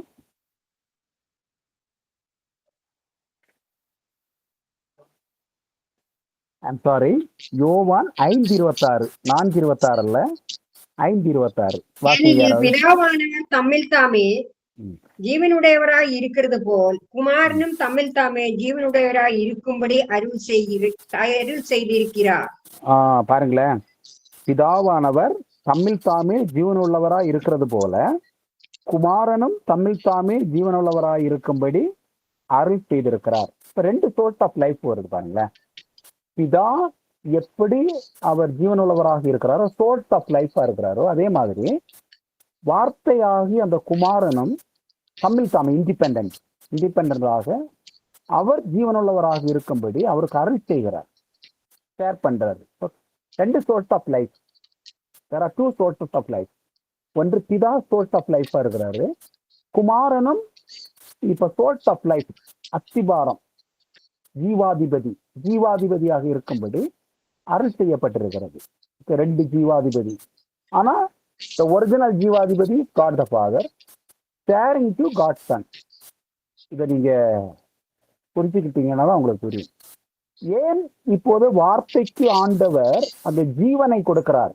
ஜீவனை ஏன் பகிர்ந்து கொடுக்கிறாருன்னா, நித்திய ஜீவனை இழந்த மனுஷன் இருக்கான் இல்லையா, நித்திய ஜீவனை இழந்த அந்த மனிதனுக்கு நித்திய ஜீவனை கொண்டு வரும்படி, நித்திய ஜீவனை கொடுக்கும்படி பிதாவாகிய தேவன் அவருக்குள் இருந்த அந்த எட்டர்னல் லைஃப், நித்திய ஜீவனை குமாரனுக்கு அருள் செய்து, குமாரனை உடையவன் நித்திய ஜீவனை உடையவனாக மாறும்படிதான் இப்போ ஆண்டவர் என்ன பண்றாருன்னா, அந்த ரட்சிப்பின் திட்டத்துக்காக தான் இந்த குமாரனுக்கு நித்திய ஜீவனை பகிர்ந்து கொடுக்கிறார். ஒன்று பிசிக்கல் லைஃப், இன்னொன்னு eternal life, spiritual life. Physical life வேற, எட்டர்னல் லைஃப் வேற. அந்த எட்டர்னல் லைஃப் தான் இப்போ மனுஷன் இழந்திருக்கிறோம். அந்த மனுஷனுக்கு அந்த லைஃபை கொண்டு வரும்படியாக வார்த்தைக்கு அந்த நித்திய ஜீவனை பிதாவாகிய தேவன் பகிர்ந்து கொடுக்கிறார். அப்ப 2 சோர்ஸ் ஆஃப் லைஃப். ஓகே, ஒன்னு பிதாவாகிய தேவன் தம்மில் தாமே ஜீவன் உள்ளவரா இருக்கிறாரு, இப்ப குமாரனும் தம்மில் தாமே ஜீவன் உள்ளவரா இருக்கிறாரு. 2 சோர்ஸ் ஆஃப் லைஃப். ரைட். இங்க நான் ஒரு கவுண்டர் கொஸ்டின் கேட்க விரும்புகிறேன். இஸ்லாமியர்கள் இடத்துல நீங்க பேசுனீங்கன்னா அவங்க என்ன சொல்லுவாங்கன்னா, தேவனுக்கு குமாரன் இருக்கவே முடியாது. அப்ப அந்த முடியாது என்று சிருஷ்டியருக்கு ஒரு வரையறை வைக்கிறதற்கு சிருஷ்டிகளாகிய நாம யாரு? நாம தேவனுக்கு இருக்க முடியாது அப்படின்னு சொல்றதுக்கு who are we? யூதர்கள் அதான் சொல்லுவாங்க, யெகோவாவுக்கு பிள்ளையே இல்லை, மகனே இருக்க வாய்ப்பு இல்லை, இருக்க முடியாது, இருக்கக்கூடாது அப்படிங்கிறாங்க. இஸ்லாமியர்கள் நீங்க அவங்கள்ட்ட பேசி பாருங்க, தெய்வத்துக்கு மகன் இருக்க முடியாது, அப்ப கடவுளுக்கு ஒண்ணு இல்லைன்னு சொல்றதுக்கு நம்ம யாரு? நம்ம குறுகின மனிதர்கள் தானே. நம்ம வந்து தேவனுக்கு அப்படி இருக்க வாய்ப்பே இல்லைன்னு சொல்றது இட்ஸ் நாட் பாசிபிள். அப்ப அவர் சொல்றாரு ஆரம்பத்துல, நான் இருக்கிறவராகவே இருக்கிறேன், நான் இருக்கிறவராகவே இருக்கிறேன். அப்ப அவர் வார்த்தை அவருக்குள் இருக்கிறது. அந்த வார்த்தைக்கு ஆண்டவர் என்ன பண்றாருன்னா ஜீவன் அருள் செய்கிறாரு. அந்த வார்த்தை மாமிசமாகி குமாரனாக இந்த உலகத்திலே பிறகுறாரு. Okay, so to source of life. ஏன் பிதாவாகி தேவன் அதை பண்றாரு? It is for us to get eternal life. குமாரனை உடையவன் நித்திய ஜீவனை உடையவன். குமாரன் மூலமாக அந்த நித்திய ஜீவனை நமக்கு தருவதற்காக குமாரனுக்கு வார்த்தைக்கு அந்த நித்திய ஜீவனை அவர் அளித்திருக்கிறார். சரி, okay, let us pull us back. இப்போ இந்த தேவகுமாரன் என்கிற அந்த ஒரு உபதேசம் சுவிசேஷத்துல அது ஸ்தாபிக்கப்படுகிறது. எப்படி ஸ்தாபிக்கப்படுகிறது? தேவன் ஒருவர் இருக்கிறார், அந்த தேவனுக்குள் இருந்த அந்த வார்த்தை இப்போது மாம்சமாகி குமாரன், சன் ஆஃப் காட் வருகிறது. அப்போ அந்த சன் ஆஃப் காடினுடைய அந்த நிலை என்பது தெய்வீக நிலை, டிவினிட்டி, டிவைன் நேச்சர். அந்த நிலையில் அவர் மட்டும்தான் இருக்கிறார். That is the uniqueness of Jesus Christ. அது சுவிசேஷங்களில் விளக்கப்படுகிறது. 4 சுவிசேஷத்திலையும் வரும். லூக்கால வந்து அது இன்னும் ரொம்ப எம்பசைஸ் பண்ணப்படுகிறது. யோவான்லையும் வருகிறது. அப்ப இப்படியே மார்க் வந்து சன் ஆஃப் காடுங்கிறாரு, son of God, son of man. Mark வந்து மனுஷகுமாரன் விளக்குறாரு. மற்ற டைட்டில்ஸும் அங்க வரும், ஆனா இது வந்து எம்பசைஸ் பண்ணப்படுகிறது மனுஷகுமாரன். அந்த தானியேலின் புத்தகத்தில் வரும். லூக்கா சுவிசேஷத்துல வரும்பொழுது அவர் தேவகுமாரனுங்கிற அந்த தெய்வீக நிலை விளக்கப்படுகிறது, சன் ஆஃப் காட். மற்ற சுவிசேஷங்களிலையும் வரும், ஆனா இதுல வந்து ரொம்ப எம்பசைஸ் பண்ணப்படுகிறது. அப்படியே நீங்க மத்தேயுல வரும்பொழுது மத்தேயு சுவிசேஷம் யூதர்களுக்காக எழுதப்படுகிறது. அங்கே promised king, Jesus is the promised king, யூதர்களுக்காக வாக்குரைக்கப்பட்ட அந்த ராஜா மேசியாவினுடைய ஒரு டைமென்ஷன். மேசியாவில் வந்து 3 டைமென்ஷன் இருக்கிறது. அதுல முக்கியமான டைமென்ஷன் வந்து இது கிங்லி ஆஃபீஸ். கிங்லி ஆஃபீஸ் தான் ப்ராபர்ட்டிக் ஆஃபீஸ் இருக்கிறது. ஆனா இங்க மேத்தியில வந்து நீங்க பாத்தீங்கன்னா யூதர்களுடைய ராஜா மேசியா, கிறிஸ்து, அப்படிதான் அது விளக்கப்படுகிறது. ஸோ பழைய ஏற்பாட்டிலே மேசியா வருவார் என்று வாக்குரைக்கப்பட்ட அந்த மேசியா ஜீசஸ் தான் அந்த மேசியா அப்படின்னு, யூதர்களுடைய ராஜா அப்படின்னு மத்திய விளக்குறாரு. யோவான்ல வரும்பொழுது அந்த ஃபைனல் ஸ்டேஜுக்கு போறாங்க பாருங்களேன். என்ன ஸ்டேஜுக்கு போறாங்க என்றால், இயேசுதான் தேவனுடைய குமாரன், அவர் தேவன். In the beginning was the word, the word was with God, the word was God. இயேசுவே தான் தேவன். இயேசு தேவகுமாரன். அவருக்குள் அந்த தெய்வத்துவத்தினுடைய சகல மகிமையும் அவருக்குள்ள இருக்கிறது. அந்த நிலைக்கு யோவான் நம்மளை எடுத்து சொல்றாரு. உயிர்த்தெழுந்த உடனே தோமா வந்து அவரை பார்த்துட்டு, அந்த கை காலெல்லாம் பார்த்துட்டு, காயங்களை எல்லாம் பார்த்துட்டு, என் தேவனே, என் ஆண்டவரே, ஓ கூரியோ சோத்தியோ, யூதர் தான், தோமா யூதர் தான். அந்த தேவனே என்கிற அந்த டைட்டில் யாருக்குமே அவங்க கொடுக்க மாட்டாங்க, ஒன்லி ஃபார் யாகவே. இப்ப அதே தோமா உயிர்த்தெழுந்த இயேசுவுக்கு என் தேவனே அப்படின்னு சொல்றாருன்னா, அந்த டிரான்ஸ்பர்மேஷன் பாருங்க, அவங்க புரிதலிலே ஏற்பட்ட அந்த மாற்றம். ஓகே, அந்த மாற்றம் எப்படி ஏற்படுகிறது? அவர்கள் அனுபவிக்கிறார்கள், நிரூபிக்கப்படுகிறது, விளங்கிக் கொள்ளுகிறார்கள், விளக்குகிறார்கள், அறிக்கையிடுகிறார்கள், விளக்குகிறார்கள். ஓகே, அதான் அந்த கிறிஸ்டாலஜி நம்ம புதிய ஏற்பாட்டில் பார்க்கிறது. ஓகே, பாருங்க அந்த 4 நிலையை பாருங்க. மனுஷகுமாரன், தேவகுமாரன், கிறிஸ்து, மேசியா, தேவன். அப்படி படிப்படியாக புதிய ஏற்பாட்டில் அந்த 4 டைமென்ஷனும் அந்த சுவிசேஷங்களின் மூலமாக நமக்கு கிடைக்கிறது. Okay, so now who is Jesus? Who is Jesus in the New Testament? Jesus is Son of Man, மனுஷகுமாரன். அவர் தேவகுமாரன், சன் ஆஃப் காட். அவர் மேசியா, இஸ் a king. ஓகே, அதுக்கப்புறம் வந்து he is God himself. அந்த புரிதல் புதிய ஏற்பாட்டில் நமக்கு கிடைக்கிறது. இது வந்து நம்ம சுவிசேஷமாக அநேக இடத்துல சொல்லும் போது, இயேசு என் பிதாவே பிதாவே ஏன் என்னை கைவிட்டீர் அப்படின்னு கேட்கிறாரு. அவர் தெய்வம்னா ஏன் அப்படி பேசுறாரு? அப்ப அவர் தெய்வம்னா அவர் யார் இடத்துல ஜெபம் பண்றாரு? இந்த மாதிரி எல்லாம் கேட்பாங்க. அது கேட்பதற்கு காரணம் என்னன்னா, அவங்களுக்கு அந்த புரிதல் இல்லை. வேத வசனங்களை நம்ம நிதானமாக விளக்கி புரிய வைக்கும் போது they will understand.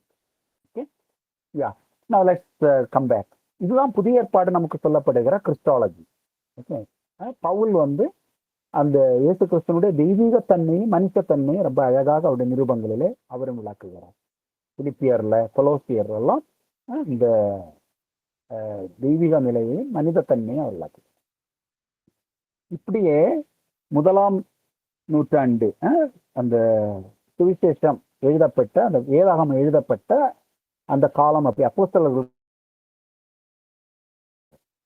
இப்போ அடுத்த சில வருடங்கள் கழித்து, சில ஆண்டுகள் கழித்து, ஒரு 3ஆம் நூற்றாண்டினுடைய கடைசியில, 2ஆம் நூற்றாண்டுலையும் நிறைய ஹெரசிஸ் வருகிறது. ஆனா 3ஆம் நூற்றாண்டு வரும்போது ஒரு மிகப்பெரிய ஒரு தவறான போதனை வருகிறது. அந்த போதனையுடைய பேர் என்ன என்றால் ஏரியனிசம், ஏரியஸ். இதை நீங்க ஞாபகம் வச்சிருக்கணும். இறையியல் படிக்கிறவர்கள் இது சரியா நீங்க ஞாபகம் வச்சிருக்கணும். Arius, ARIUS, Arius and Arianism. இந்த மாதிரியான ஒரு புதிய உபதேசம், ஒரு தவறான போதனை. இந்த ஏரியஸ் என்ன பண்றாருன்னா, அவர் வந்து ஒரு பிரஸ்பிட்டர் தான், ஒரு நல்ல காட்லி பர்சன் தான். அப்ப இவருக்கு ஒரு ஐயம், ஒரு சந்தேகம். என்ன சந்தேகம்னா, நம்ம இயேசு கிறிஸ்துவையும் தெய்வம், பரிசுத்த ஆவியையும் ஒரு ஆழ்த்தன்மை உள்ள ஒரு நபர் அப்படின்னு நம்ம சொன்னோம்னா, கிறிஸ்தவம் 3 கடவுள்களை வழிபடுகின்ற ஒரு மதமாக, ஒரு மார்க்கமாக மாறிடுமே. அப்போ எல்லாரும் கிறிஸ்தவத்துல ஒரு கடவுள் வழிபாடு இல்லை, பல கடவுள் வழிபாடு இருக்குது. கிறிஸ்தவத்துல 3 கடவுள்களை அவர்கள் வழிபடுகிறார்கள். இது அந்த யூத இதனுடைய ரொம்ப முரண்பட்ட ஒன்று அப்படின்னு எல்லாரும் கிறிஸ்தவத்தை ரிஜெக்ட் பண்ணுவாங்களேன்னு ஒரு பயம் அவருக்கு வருது, ஒரு எண்ணம் வருது. இதை சால்வ் பண்ணுறதற்கு அவர் யோசிக்கிறார். இது எப்படி சால்வ் பண்றது? கிறிஸ்தவம் ஒரு கடவுளை வழிபடுகிற ஒரு மார்க்கம்னு நம்ம எப்படி உலகுக்கு வெளிப்படுத்துறது, எப்படி போதிக்கிறது? அப்ப இன்னும் புதிய ஏற்பாட்டு நூல்கள் ஃபைனலைஸ் பண்ணப்படலை. அப்போஸ்தலர்களுடைய அந்த டெஸ்டிமனிகள் தான் இருக்கிறது, அவங்களுடைய பிரசங்கங்கள் தான் இருக்கிறது. புதிய ஏற்பாடு எழுதப்பட்டிருக்கிறது, புதிய ஏற்பாட்டுல சில நூல்கள் எழுதப்பட்டிருக்கிறது. ஆனால் நம்ம பார்க்கும் பொழுது இன்னும் கேனனைஸ் பண்ணப்படலை. அது கார்த்தேஜ் 4ஆம் நூற்றாண்டுல அது பண்ணப்படுகிறது. அந்த புதிய ஏற்பாடு ஒரு தொகுப்பாக அங்கீகரிக்கப்படுவதற்கு முன்பதாக ஏரியஸ் என்கிற ஒருத்தர் அவர் என்ன பண்றாருன்னா, அவர் தவறாக போதிக்கிறார். என்ன போதிக்கிறார்? இன்றைக்கு நம்ம அந்த யாகவே விட்னஸ்ன்னு ஒரு குரூப் இருக்கு இல்லையா, அதே போதனை அது அங்கதான் ஆரம்பமாகிறது. இந்த யாகவே விட்னஸ்னுடைய அந்த டீச்சிங் பார்த்தீங்கன்னா ஏரியஸ் தான் ஆரம்பிக்கிறார். இவருடைய போதனை என்னன்னா, யெகோவா மட்டும்தான் கடவுள், பிதாவாகிய தேவன் மட்டும்தான் தேவன், ஒரே தேவன். இயேசு கிறிஸ்து தேவன் அல்ல. அவரை நீங்க இரட்சகர் என்று அழைக்கலாம். அவர் ஒரு மனிதன். தேவன் அவர் என்ன பண்றாருன்னா, தேர்வு செய்து அவருக்கு அபிஷேகத்தை கொடுத்து ஒரு மனிதனை இரட்சகராக மாற்றுறாரு. So Jesus is not equal with the Father. He is not the second person in the Trinity. அவர் பிதாவுக்கு சமமானவர் அல்ல. பிதா மட்டும்தான் இருக்கிறவராக இருக்கிறவர். குமாரன் நடுவுல வந்தவர். குமாரன் இல்லாத ஒரு காலகட்டம் இருந்தது, ஆகவேதான் அவர் குமாரன். அவர் நிச்சயமாக உள்ளவர் அல்ல. இப்படி போதிக்கிறார். போதிச்சுட்டு அந்த ஒன்னஸ் எடுத்துட்டு வர்றாரு. என்ன ஒன்னஸ்? யெகோவா மட்டும்தான் கடவுள். ஜீசஸ் கிரைஸ்ட் அவர் இரட்சகர், அவர் பிதாவுக்கு சமமானவர் அல்ல. கிறிஸ்தவத்தை அவங்க ரிஜெக்ட் பண்றாங்க. அதான் ஏரியனிசம். அவர் ஒரு பெரிய பிஷப், ரொம்ப ஒரு நல்ல ப்ரீச்சர், இன்டலெக்சுவல் பர்சன். சர்ச் இதை பார்க்குது. குறிப்பா அதனேசியஸ்ங்கிற ஒரு அப்போஸ்தல பிதா இருக்கிறார். அவர் பார்க்கிறாரு. பார்த்துட்டு அவர் என்ன சொல்றாருன்னா, அப்போஸ்தலர்கள் நமக்கு இப்படி போதிக்கலையே. அப்போஸ்தலர்கள் நமக்கு என்ன போதிச்சிருக்கிறாங்கன்னா, இயேசு கிறிஸ்து அவர் நம்மை போல மனிதனாக இருக்கிறார், ஆனால் அவர் தேவனிடத்திலிருந்து வந்த தேவகுமாரன், தேவனுடைய வார்த்தை தேவகுமாரன், பிதாவுக்கு சமமானவர், உண்டானதெல்லாம் அவர் மூலமா தான் உண்டாயிருக்கு, அவரால் இல்லாமல் ஒன்றும் உருவாகல, அவரும் சிருஷ்டிகர், வார்த்தையினாலதான் எல்லாம் சிருஷ்டிக்கப்பட்டிருக்கு. இப்படிதானே நமக்கு அப்போஸ்தலர் டீச் பண்றாங்க. இவருடைய போதனை கொஞ்சம் வித்தியாசமா இருக்கு அப்படின்னு சொல்லிட்டு இந்த அதனேசியத்துக்கும் ஏரியஸுக்கும் ஆர்குமெண்ட்ஸ் உருவாகிறது. அதுக்கப்புறம் அது ஸ்ப்ரெட் ஆகுது. அந்த ஆர்குமெண்ட்ஸ் அப்படி ஒரு பெரிய ஒரு கான்ஃபிளிக்ட் மாதிரி ஆகுது. இந்த நேரத்துல நீங்க பாத்தீங்கன்னா, கான்ஸ்டன்டைன் என்கிற அந்த ரோம பேரரசர் அவர் கிறிஸ்தவராக மாறுறாரு. So Christianity became official religion, அங்கீகரிக்கப்பட்ட ஒரு மதமாக கிறிஸ்தவம் மாறி இருந்துச்சு. உடனே அவர் அவருடைய நாட்டுல ஒரு சமாதானம், ரொம்ப கலவரம் மாதிரி, குழப்பம் மாதிரி, கிறிஸ்டியானிட்டியில பயங்கரமா அடிதடின்னா பிசிக்கலா இல்லை, இந்த மாதிரி ஆர்குமெண்ட் போயிட்டு இருக்கு. அதுவே ஒரு பெரிய டிவிஷனாக மாறுகிறது. அந்த அளவுக்கு போகுது. ஏன்னா ஏரியஸ் வந்து நிறைய பிஷப்ஸை வந்து அவர் இன்ஃப்ளூயன்ஸ் பண்றாரு. கிட்டத்தட்ட 300க்கும் மேற்பட்ட பிஷப்ஸ் அவருக்கு சப்போர்ட்டாக இருக்கிறாங்க. அப்போ அந்த அபிஷியல் குரூப் அதனேஸ்டேஷனுடைய இருக்கு. அப்போ வந்து இந்த கான்ஸ்டன்டைன் என்ன பண்றாருன்னா, நம்ம இதுக்கு ஒரு முடிவு கட்டணும் அப்படின்னு சொல்லிட்டு அந்த முதல் கான்ஃபரன்ஸ் கவுன்சில் ஆஃப் நைசியா.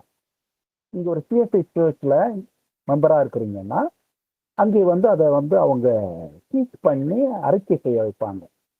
திடப்படுத்துவதற்கு முன்பதாக இந்த திடப்படுத்துவாங்க இல்லையா, அந்த திடப்படுத்துறதுக்கு முன்னாடி இந்த அப்போஸ்தல கிரீடையும் அப்போஸ்தல விசுவாச பிரமாணத்தையும் நைசியா விசுவாச பிரமாணத்தையும் மக்களுக்கு அவர்கள் போதித்து திடப்படுத்துவதற்கு முன் அவங்க அதை அறிக்கையிட வேண்டும். ஓகே, அந்த கிரீடை வந்து அதனேசியஸ் வந்து அவங்க கிபி 325 நைசியாங்கிற அந்த இடத்துல வந்து இந்த மீட்டிங் கூடுறாங்க. First conference, general conference. அங்க வந்து கூடி அவங்க என்ன பண்றாங்கன்னா, இந்த ஏரியஸினுடைய டீச்சிங்கை கண்டம் பண்றாங்க.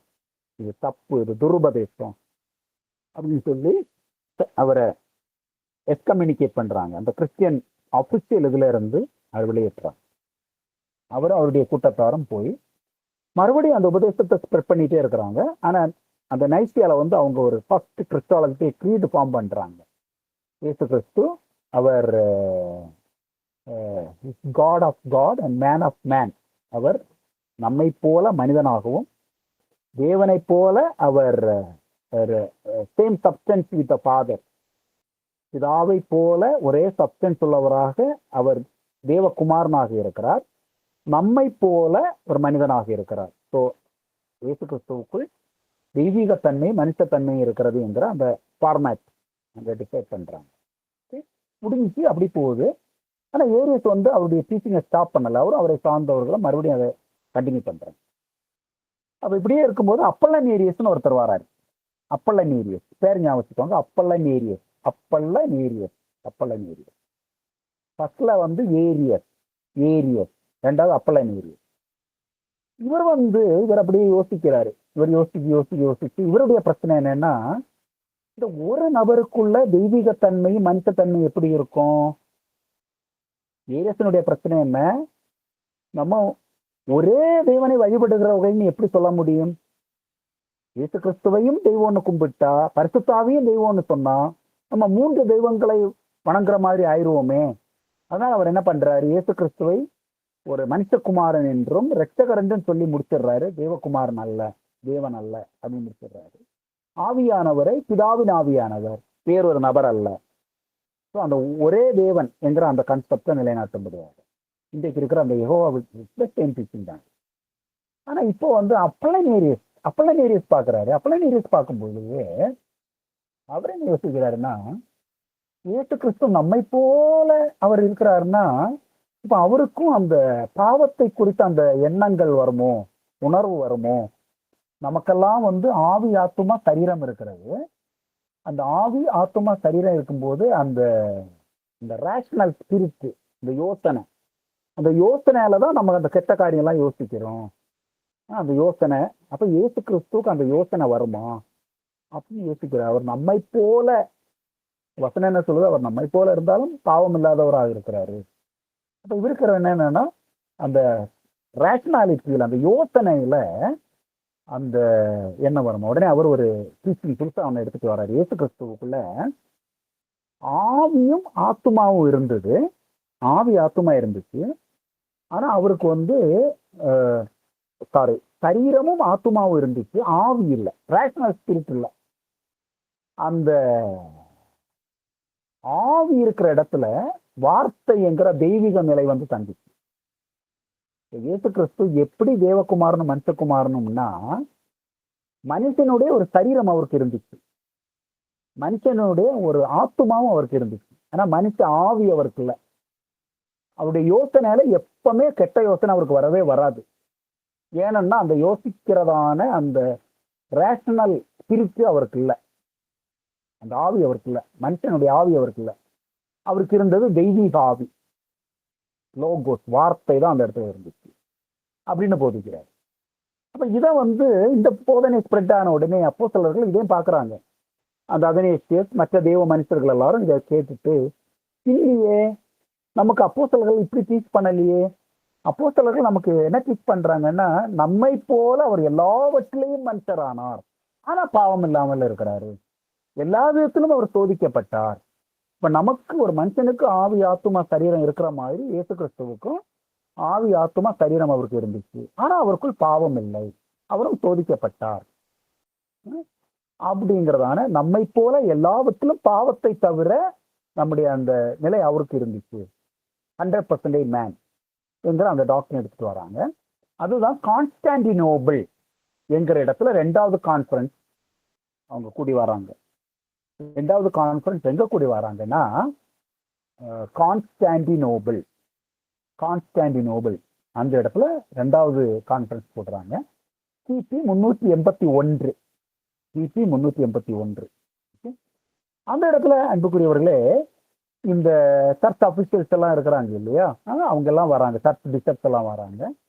அதனேசிட்ட அவருடைய அப்பல்லனேரியஸ்கிட்ட அவருடைய டீச்சிங் எக்ஸ்பிளைன் பண்ண சொல்றாங்க. அவர் எக்ஸ்பிளைன் பண்றாரு. எக்ஸ்பிளைன் பண்ணும்போது இவங்களுக்கு புரியுது, அவர் வந்து ராங் டாக்டரின் டீச் பண்றாங்க. உடனே அவரை கண்டம் பண்ணி எக்ஸ்கம்யூனிகேட் பண்றாங்க. பண்ணிட்டு அந்த கான்ஸ்டான்டினோபிள் கிரீடு நீங்க வாசிச்சீங்கன்னா, இயேசு கிறிஸ்துவுக்கு நம்மை போல ஆவி ஆத்தும சரீரம், ஒரு ரேஷனல் ஸ்பிரிட் அவருக்கு இருந்துச்சு அப்படின்னு ஒரு கிரீட் ஃபார்ம் பண்ணுவாங்க. அது முடிஞ்சு போகுது. அந்த கான்ஸ்டான்டினோபிள் கான்ஃபரன்ஸ்ல ஏரியஸை மறுபடியும் ஃபைனலா கண்டம் பண்ணி அவரை அப்படியே கம்யூனிகேட் பண்ணிட்டாங்க. அவருடைய டீச்சிங் அப்படியே கண்டம் பண்ணிட்டாங்க. No more. Okay, so Arius was once again condemn. நைசியால கண்டம் பண்றாங்க. இப்ப செகண்ட் டைம் கான்ஸ்டான்டினோபிள்லையும் கண்டம் பண்றாங்க. பிற்பாடு பார்த்தீங்கன்னா அப்பல்லனேரியஸை கண்டம் பண்ணி அவருக்கு எதிராக கிரீடு ஃபார்ம் பண்றாங்க. கொஞ்ச நாள் போயிருச்சு. அடுத்த நூற்றாண்டு வருது. அடுத்த நூற்றாண்டு வரும்போது இப்போ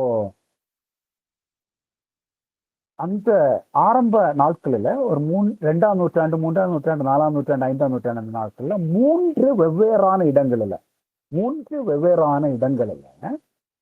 இந்த இறையியல் உபதேசங்கள், இறையியல் உருவாக்கப்படுகிறது. ஒன்று அந்தியோக்கியா, நம்ம பார்க்குறோம்ல அப்போஸ்தல நடவடிக்கைகளில் 13வது அதிகாரத்தில் அந்தியோக்கியா சபை, அது ஒரு இறையியல் சென்டராக மாறுகிறது. மிஷனரி சபை அது ஒரு உபதேசங்களை உருவாக்குகின்ற ஒரு சென்டராக மாறுகிறது. Antioch, Clement of Antioch, Ignatius of Antioch, அந்த பரிசுத்தவான்கள் திருச்சபை பிதாக்கள் எல்லாம் அங்கிருந்தா வராங்க. அந்த அந்தியோக்கியா சபையில இருந்து அவங்க வராங்க. அது ஒரு சென்டரா மாறுது. இன்னொன்று அலெக்சாண்ட்ரியா, அதுவும் கிழக்கு பகுதியில தான். அலெக்சாண்ட்ரியாங்கிற இடத்துல இருந்துதான் சிறில் என்கிற ஒரு அப்போஸ்தல பிதா அவங்கெல்லாம் இந்த அலெக்சாண்டர்ங்கிற இடத்துல இருந்தாங்க. அப்புறம் இன்னொன்னு வடக்கு பகுதி, மேற்கு பகுதி, ஆப்பிரிக்கா கண்டம், சென்ட் அகஸ்டின் எல்லாம் அங்கிருந்தா வராங்க.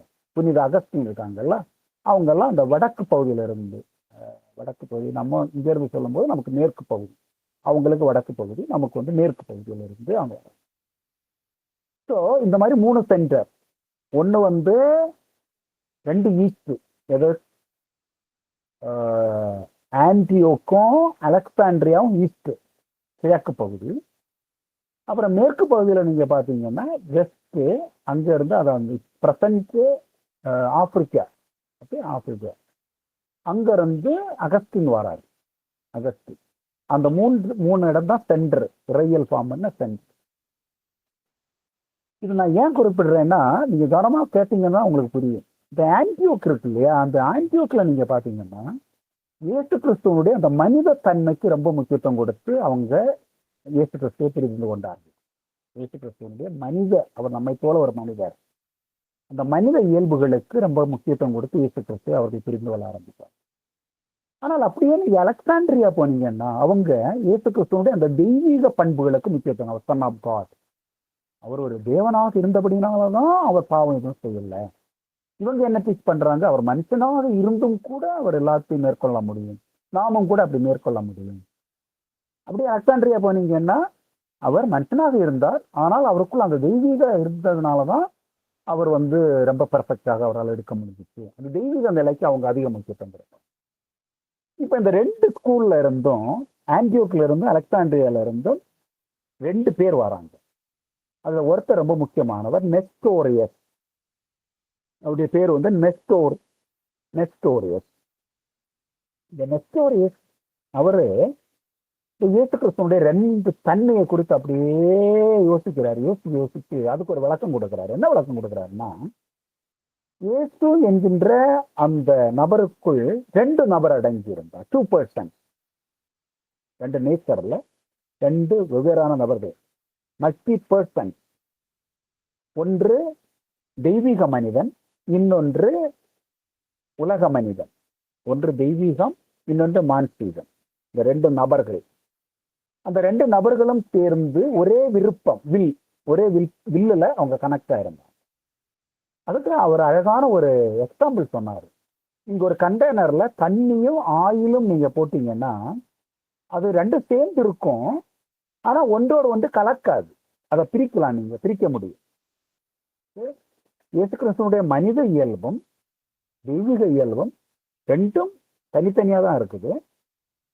இது 2ஐயும் வந்து ஒரு சித்தம், விருப்பம், வில், அது வந்து 2ஐயும் கனெக்ட் பண்ணி வச்சிருந்தது.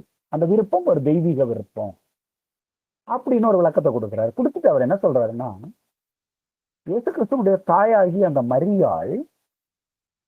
அந்த மரியாள் பெற்றெடுத்தது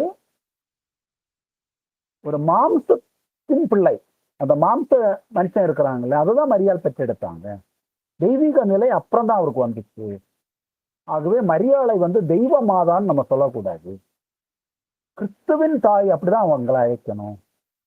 மரியாள் பெற்றெடுத்த குழந்தை வந்து தெய்வீகமும் தெய்வீக தன்மையும் மாம்ச தன்மையும் உள்ள ஒரு குழந்தை அவங்க படல.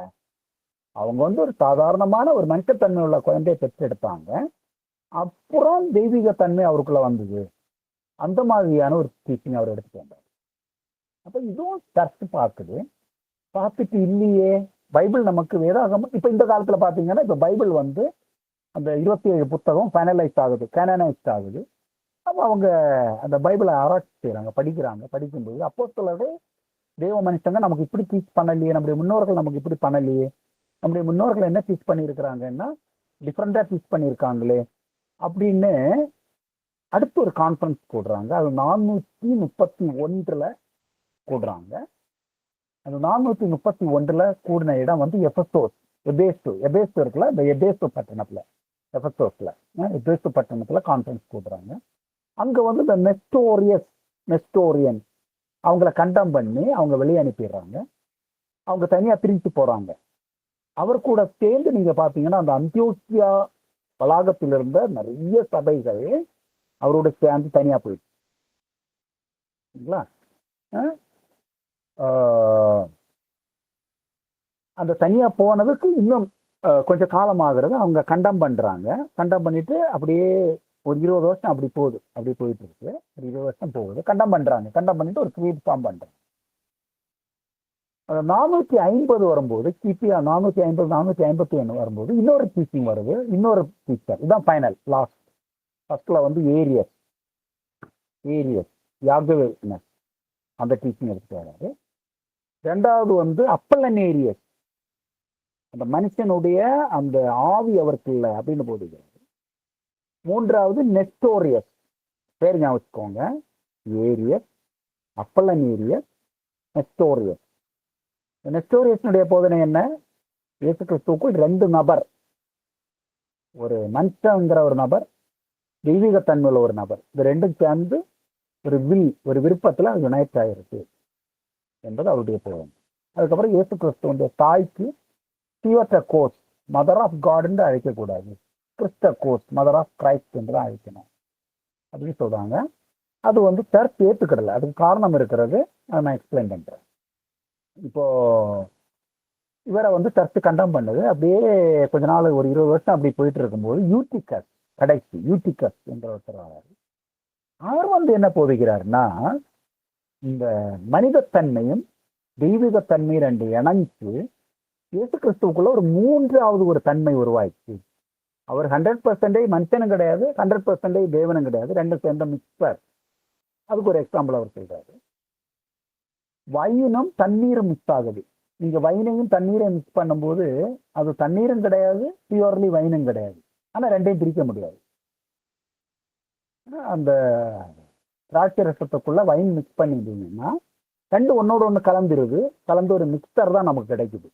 ஆனா எண்ணெயும் தண்ணீரையும் நீங்க பண்ணீங்கன்னா அது ரெண்டையும் பிரிக்க முடியும், ஒன்றோட ஒன்று ஒட்டாது, பிரிச்சு தான் இருக்கும்.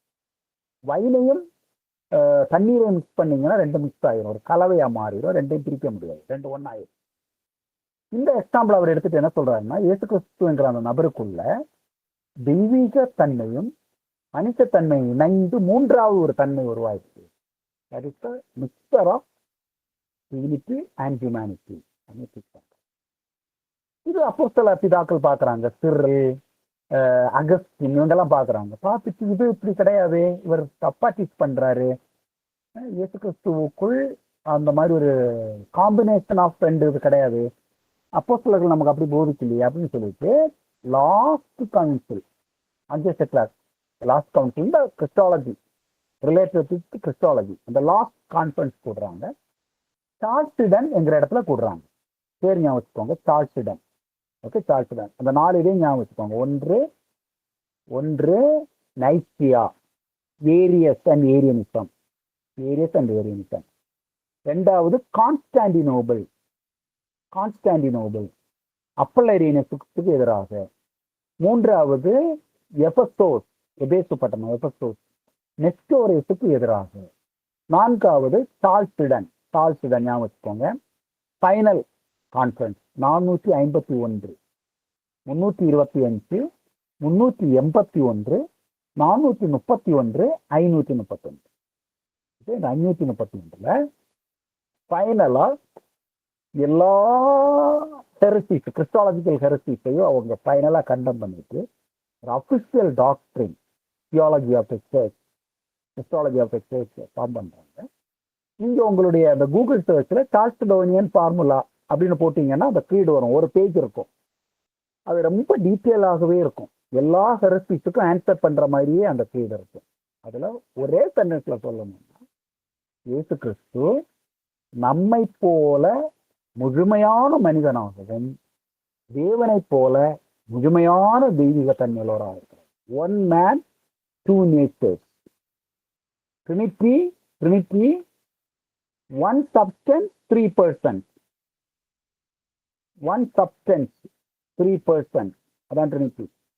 3 நபர் ஒரே தன்மை. ஓகே, அதான் ட்ரினிட்டி. இனா சப்ஸ்டன்ஸ் ட்ரைபர்சன், ஒரே சப்ஸ்டன்ஸ் ஒரே எசன்ஸ், 3 நபர்கள், அதான் திருத்துவம். நான் வச்சுக்கிடணும். இங்க இயேசு கிறிஸ்துவத்துல வரும்போது ஒரே நபர், அன்டிவைடட், ஒரே நபர், 2 தன்மை, 2 nature, 1 person 2 nature. Human nature 100% human nature and 100% divine nature. அப்படி கிறிஸ்டாலஜியை ஃபைனலைஸ் பண்றாங்க. that became the official doctrine of Islam. இப்ப நெஸ்டோரியஸ் என்ன பண்றாருன்னா, இதை அக்செப்ட் பண்ணல. அவர் இந்த சால்சிடோனியன் ஃபார்முலா அவர் அக்செப்ட் பண்ணாம அவர் பிரிஞ்சு தனியா போறாரு. அவரும் அவருடைய குரூப் நிறைய சர்ச்சஸ், அந்த ஆன்டியோக் பகுதியில் இருந்த சர்ச்சஸ் நிறைய சேர்த்து அவர் கூட போறாங்க. இன்றைக்கும் அந்த ஆர்த்தடாக்ஸ் சர்ச் என்று சொல்ற அந்த ஒரு குரூப் ஆஃப் சர்ச்சஸ் வந்து இந்த நெஸ்டோரியன் டாக்டரின் தான் அவங்க ஃபாலோ பண்றாங்க. கேரளாவில் சில சபைகள் இருக்கிறது, சில சபைகள் நிறைய சபைகள் இருக்கு. அந்த ஆர்த்தடாக்ஸ் சர்ச்னு சொல்லுவாங்க. அது வந்து அதுல ஒரு குரூப் நீங்க பாத்தீங்கன்னா நெஸ்டோரியன் சர்ச்சஸ். அவங்க வந்து அந்த சால்சிடோனியன் ஃபார்முலாவை அவங்க அக்செப்ட் பண்ணாங்க. இதுதான் அந்த கிறிஸ்டாலஜி என்கிற அந்த டாக்டரின் வந்து டெவலப் ஆன இந்த முறை. அதுக்கப்புறம் இந்த ஈஸ்டர்ன் கிறிஸ்டியானிட்டி இருக்கு இல்லையா, அந்த அலெக்சாண்ட்ரியா ஆன்டியோக்ல ஒரு பகுதி, அவங்களும் வெஸ்ட் ஆப்பிரிக்கா இருக்கு இல்லையா, அவங்களும் அப்படியே ஒரே சர்ச்சா தான் இருக்கு, யூனிவர்சல் சர்ச், ஒரே சர்ச்சா தான் இருக்கு. 1054 வருகிறது. 1054, 11ஆம் நூற்றாண்டு, கிபி 1054 வருது. 1054 அதை சொல்லி நான் இந்த கிறிஸ்டாலஜியை கன்க்ளூட் பண்ண விரும்புறேன். ஓகே, 1054 வருந்திருக்கு.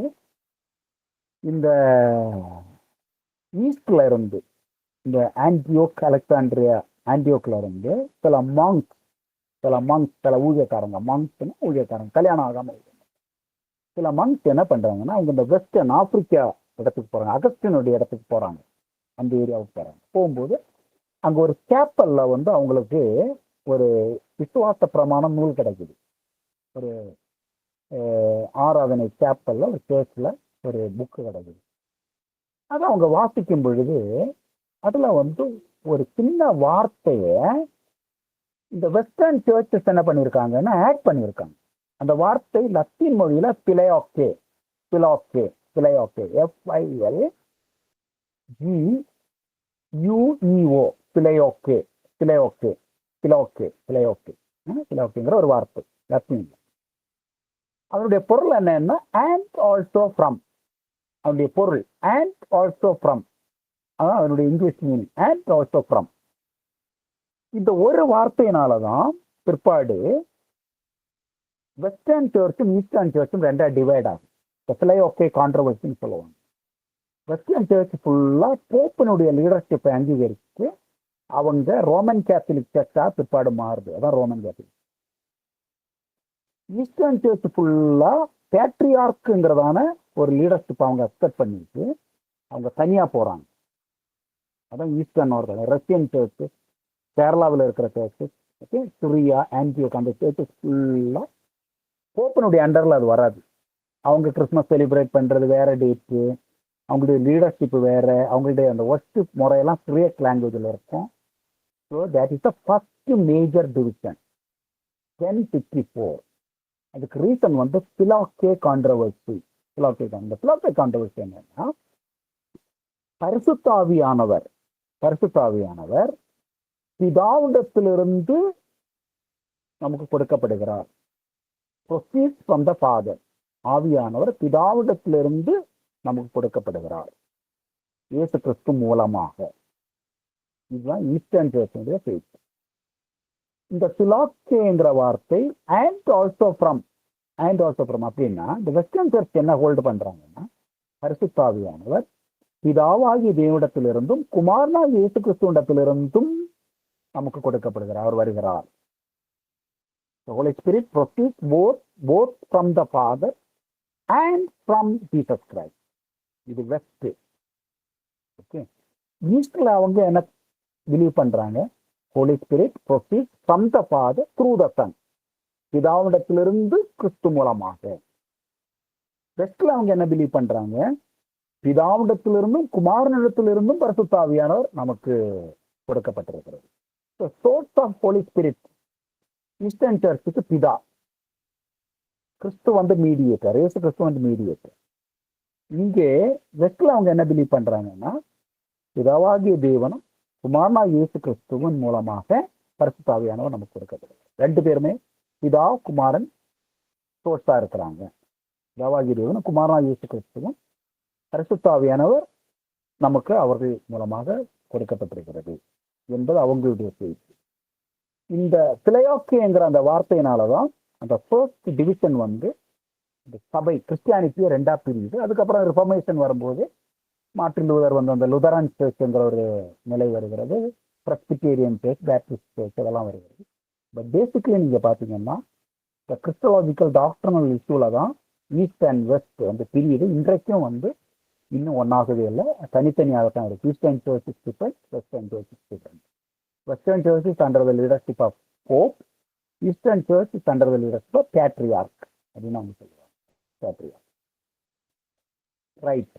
இப்போ இந்த நெஸ்டோரியஸ் இருக்கு இல்லையா, நெஸ்டோரியஸ் அவர் வந்து மரியாளை, அதை கூட சொல்லி முடிச்சிடுறேன், மரியாளை கிறிஸ்தகோஸ்ன்னு தான் சொல்லணும், தியோத்தகோஸ்ன்னு சொல்லக்கூடாது அப்படின்னு அவர் போதிக்கிறாரு. ஆனா கத்தோலிக்க சர்ச்னா ரோமன் கத்தோலிக்க சர்ச் இல்லை, அன்றைக்கு இருந்த western church, universal church, Augustine, Saint Augustine அவங்க என்ன போதிச்சாங்கன்னா இல்லை அப்படி கிடையாது. ஏனென்றால் மரியாள் பெற்றெடுத்த அந்த குழந்தை ஒரு மனித குழந்தை அல்ல. ஒரு மனித குழந்தையை மனிதகுமாரனை பெற்றெடுத்துட்டு அவர் அப்புறமா கடவுளா மாறல. மரியாளுடைய கற்பத்தில் உருவானது ஹியூமன் டிவைன் ஜீசஸ், ஒரு தெய்வீக தன்மையோடு மனித தன்மையோடு இருந்த அந்த வார்த்தை தான் மாமிசமாகி கற்பந்தரித்து பெறாங்க. அப்ப அந்த குழந்தை அவர் மனுஷகுமாரனாக இருப்பது போலவே தேவகுமாரனாகவும் இருக்கிறார். அப்புறமா அவர் தெய்வமா மாறல. ஆகவே அவர் கிறிஸ்டகோஸ்ன்னு சொல்லலாம், ஆனா தியோட்டகோஸ் சொல்றதுல தப்பு இல்லை அப்படின்னு சொல்லி கருத்து வந்து தியோட்டகோஸ். தியோட்டகோஸ்னா என்ன? Mary is the mother of God. அந்த மரியாள் பெற்றெடுத்த குழந்தை அது தெய்வீக குழந்தை, தெய்வீக தன்மை உள்ள குழந்தை, மனுஷ தன்மை உள்ள குழந்தை. அந்த மரியாள் கான்ட்ரிபியூட் பண்ணியிருக்காங்களா? இல்லை, எதுவுமே கான்ட்ரிபியூட் பண்ணல, பெற்றெடுத்தாங்க. அந்த பெற்றெடுத்த குழந்தை ரெண்டு தன்மை, தெய்வீக தன்மை, மனுஷ தன்மை உள்ள குழந்தை. ஆகவே அவங்கள வந்து நம்ம தெய்வத்தாய். அதுக்கப்புறம் கேத்தலிக் சர்ச் அது எக்ஸ்ட்ரீம்ல எடுத்துட்டு போறாங்க. That is different. தெய்வீகத்தாய் அப்படின்னு சொல்லிட்டு நீங்க பாத்தீங்கன்னா அது இன்னொரு லெவலுக்கு அவங்க எடுத்துட்டு போறாங்க. அவங்க வெனரேட் பண்றது, அவங்கள மீடியேட்டரா பாக்குறது. பட் இந்த original sense it was not there. இந்த இயேசு கிறிஸ்துவனுடைய அந்த டிவினிட்டியை ரெஸ்பெக்ட் பண்றதற்காக என்ன போதிக்கிறாங்க சிலர்? மரியாள் பெற்றெடுத்தது மாம்சத்துக்குரிய ஒரு குழந்தை, அப்புறம் பரிசுத்தாவியானவர் வந்து அவரை தெய்வீக தன்மையுள்ளவரா மாற்றிச்சு. அதை வந்து ரிஜெக்ட் பண்றதுக்காக தான் மரியாள் பெற்றெடுத்த குழந்தை தெய்வீகத்தன்மை மாம்ச தன்மை உள்ள அந்த குழந்தை. ஆகவே நம்ம மரியாளை அந்த தெய்வீக தன்மை உள்ள இயேசு கிறிஸ்துவனுடைய தாய் என்று அழைக்கிறதுல தப்பில்லை அப்படின்னு அவங்க போதிச்சாங்க.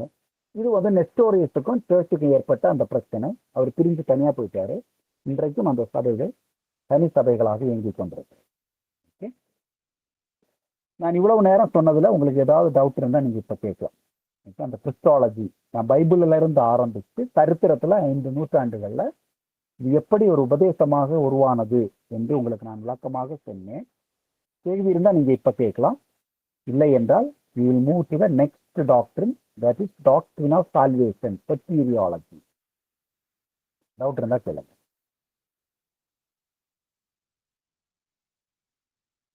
Okay, let's move on. அடுத்த 6வது உபதேசம், நம்ம இறையியலிலே வேதத்திலே நம்ம படிக்கிற 6வது உபதேசம் ரட்சிப்பை பற்றிய உபதேசம். ரட்சிப்பியல், doctrine of salvation. Doctrine of salvation. இந்த டாக்ட்ரின் ஆஃப் சால்வேஷன் சொட்டீரியாலஜி. சொட்டீரியாலஜிங்கிற அந்த வார்த்தை 2 கிரீக் வார்த்தையிலிருந்து அது உருவாகி இருக்கிறது. ஒன்னு சொட்டேர் பிளஸ் லோகோஸ். சொட்டேர் அப்படின்னா ரட்சிப்பு. சொட்டேர் SWOTER, சொட்டேர். SWOTER, சொட்டேர் அப்படின்னா ரட்சிப்பு. Soteriology, soter plus logos. Okay, soter plus logos. லோகஸ்னா உங்களுக்கு தெரியும், வார்த்தை. ஸோ ரட்சிப்பை குறித்த ஒரு உபதேசம், ரட்சிப்பை பற்றிய ஒரு உபதேசம், அதான் சொட்டீரியாலஜி. அப்போ இந்த சொட்டீரியாலஜியை வந்து நம்ம எலாபரேட்டா விளக்கணும்னு சொன்னா it takes lot of time. நான் வந்து டு த பாயிண்ட், நமக்கு தெரிந்திருக்க வேண்டியதான அந்த முக்கியமான காரியங்களை நான் விளக்குவேன். ரட்சிப்பு என்று சொல்லும் போது இதுல வந்து 3 டைமென்ஷன் இருக்கிறது. 3 டைமென்ஷன். ஒன்று from the past dimension, கடந்த காலத்திலே நம்முடைய ரட்சிப்பிற்காக தேவன் செய்தது. past salvation in a present context, இன்றைக்கு தேவன் செய்வது. இன்னொன்று நம்முடைய ரட்சிப்பு நிறைவேறுவதற்கு ஃபியூச்சர்ல என்ன நடக்கும். Past dimension, present dimension, future dimension. சென்ற காலம், நிகழ்காலம், வருங்காலம். பாஸ்ட், பிரசன்ட் அண்ட் ஃபியூச்சர், இந்த 3 டைமென்ஷன்லையும் நம்ம ரட்சிப்பை புரிந்து கொள்ளலாம். இன்னொன்று ஆங்கிலத்துல சப்ஜெக்டிவ் ஆப்ஜெக்டிவ்னு சொல்லுவாங்க. அந்த சப்ஜெக்டிவ் ஆப்ஜெக்டிவ் தமிழ்ல சொல்லணும்னா நம்முடைய ரட்சிப்பிற்காக தேவன் செய்த காரியங்கள் ஆப்ஜெக்டிவ். தேவன் செய்து முடித்த, செய்ய போற அந்த காரியங்கள், அது வந்து ஆப்ஜெக்டிவ் லெவல் ஆஃப் சால்வேஷன். அந்த தேவன் செய்வது. சப்ஜெக்டிவ் லெவல் ஆஃப் சால்வேஷன்னா நாம செய்ய வேண்டியது நமக்குள் நடக்கிறதான அந்த காரியம், அதான் subjective level of salvation. Okay, doctor of salvation அப்படின்னா soteriology came from 2 Greek words. Soter plus logos. Soter plus logos, soteria plus லோகோஸ்ன்னு சொல்லலாம். சொட்டீரியா பிளஸ் லோகியா ப்ளூரல்ல வரும். சொட்டேர் பிளஸ் லோகோஸ். சொட்டேர் அப்படின்னா என்னது? சால்வேஷன், ரட்சிப்பு. லோகோஸ்னா படிப்பு, வார்த்தை. ரட்சிப்பை குறித்த படிப்பு, ரட்சிப்பை குறித்த வார்த்தை. இந்த ரட்சிப்பை நம்ம படிக்கும் பொழுது ஒன்று டைம் டைமென்ஷன்ல படிக்கலாம். அது என்னது? கடந்த காலத்துல தேவன் செய்வது, இன்றைக்கு தேவன் செய்வது, நம்முடைய ரட்சிப்புக்காக ஃபியூச்சர்ல ஆண்டவர் என்ன செய்ய போகிறார். That is time dimension.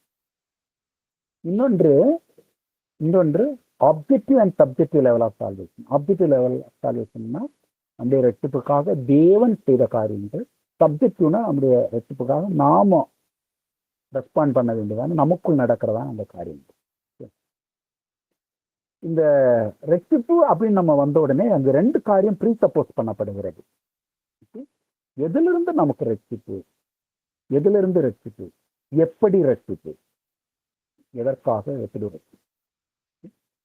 இந்த ரட்சிப்பை பற்றி ஒரு சரியான புரிதல் இன்றைக்கு நிறைய பேருக்கு இல்லை. நீங்க எப்படி ரட்சிக்கப்பட்டீங்கன்னு கேட்டா சொல்றதுக்கு அனைவருக்கு தெரியாது. வேதத்தின்படி நீங்க எப்படி ரட்சிக்கப்பட்டீங்க, அதுக்கு ஒரு விளக்கம் சொல்லுங்க அப்படின்னு சொன்னா, எனக்கு ஒரே கடன் தொல்லையா இருந்துச்சு, பாஸ்ட் வந்து ஜோம் பண்ணாரு, அந்த கடன் தொல்லையெல்லாம் மாறிடுச்சு, நான் ஞானஸ்நானம் எடுத்தேன், பாஸ்ட் விசுவாசிங்க அப்படின்னு சொன்னாங்க. நான் விசுவாசிக்கிறேன். என்னம்மா விசுவாசிக்கிறீங்க? இயேசு விசுவாசித்தா நம்ம கடன் தொல்லையெல்லாம் மாறும்னு நான் விசுவாசிக்கிறேன். அப்போ அந்த ரட்சிப்பை குறித்த ஒரு ஆழமான புரிதல் அவர்களுக்கு இல்லை. இப்படிதான் நிறைய பேர் சொல்லுவாங்க. நான் ஒரு வியாதியா இருந்தேன், எல்லாரும் ஜோம் பண்ணாங்க, எனக்கு சுகமாயிருச்சு, நான் போய் ஞானஸ்நானம் எடுத்தேன், நான் இயேசுவை விசுவாசிக்கிறேன். எதுக்குமா இயேசுவை விசுவாசிக்கிறேன்? அவர் வியாதியெல்லாம் சுகமாக்குவாரு அப்படின்னு நான் விசுவாசிக்கிறேன்.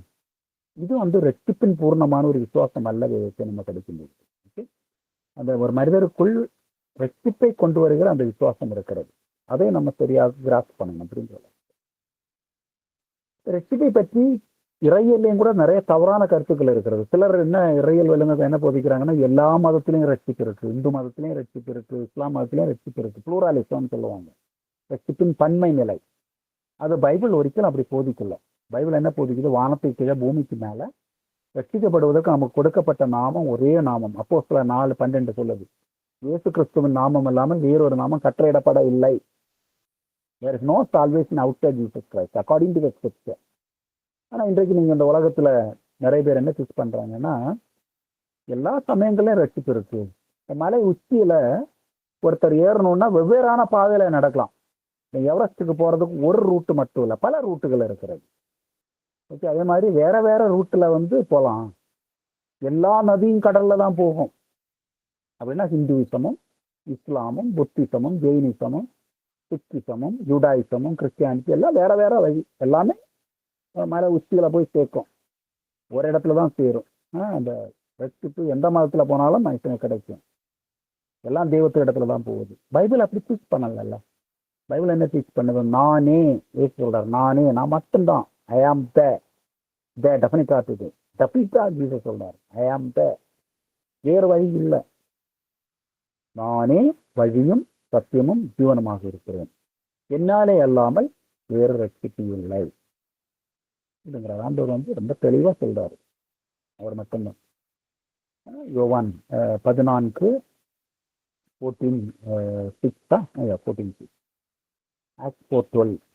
வானத்துக்கு பூமிக்கு வேலை வேற ஒரு நாமம் கட்டளையிடப்படவில்லை. கட்டளையிடப்படல, கொடுக்கப்படல. ஒரே ஒரு நாமம் தான் ரட்சிக்கப்பட்டது. அதனாலதான் நம்ம சுவிசேஷம் சொல்றோம் இல்லையா? நம்ம ஏன் அவ்வளவு கஷ்டப்பட்டு போய் மற்றவங்களுக்கு சுவிசேஷம் சொல்றோம்? Because there is no salvation outside Jesus.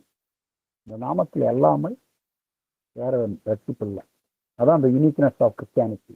Okay, எதுல இருந்து ரட்சிப்பு?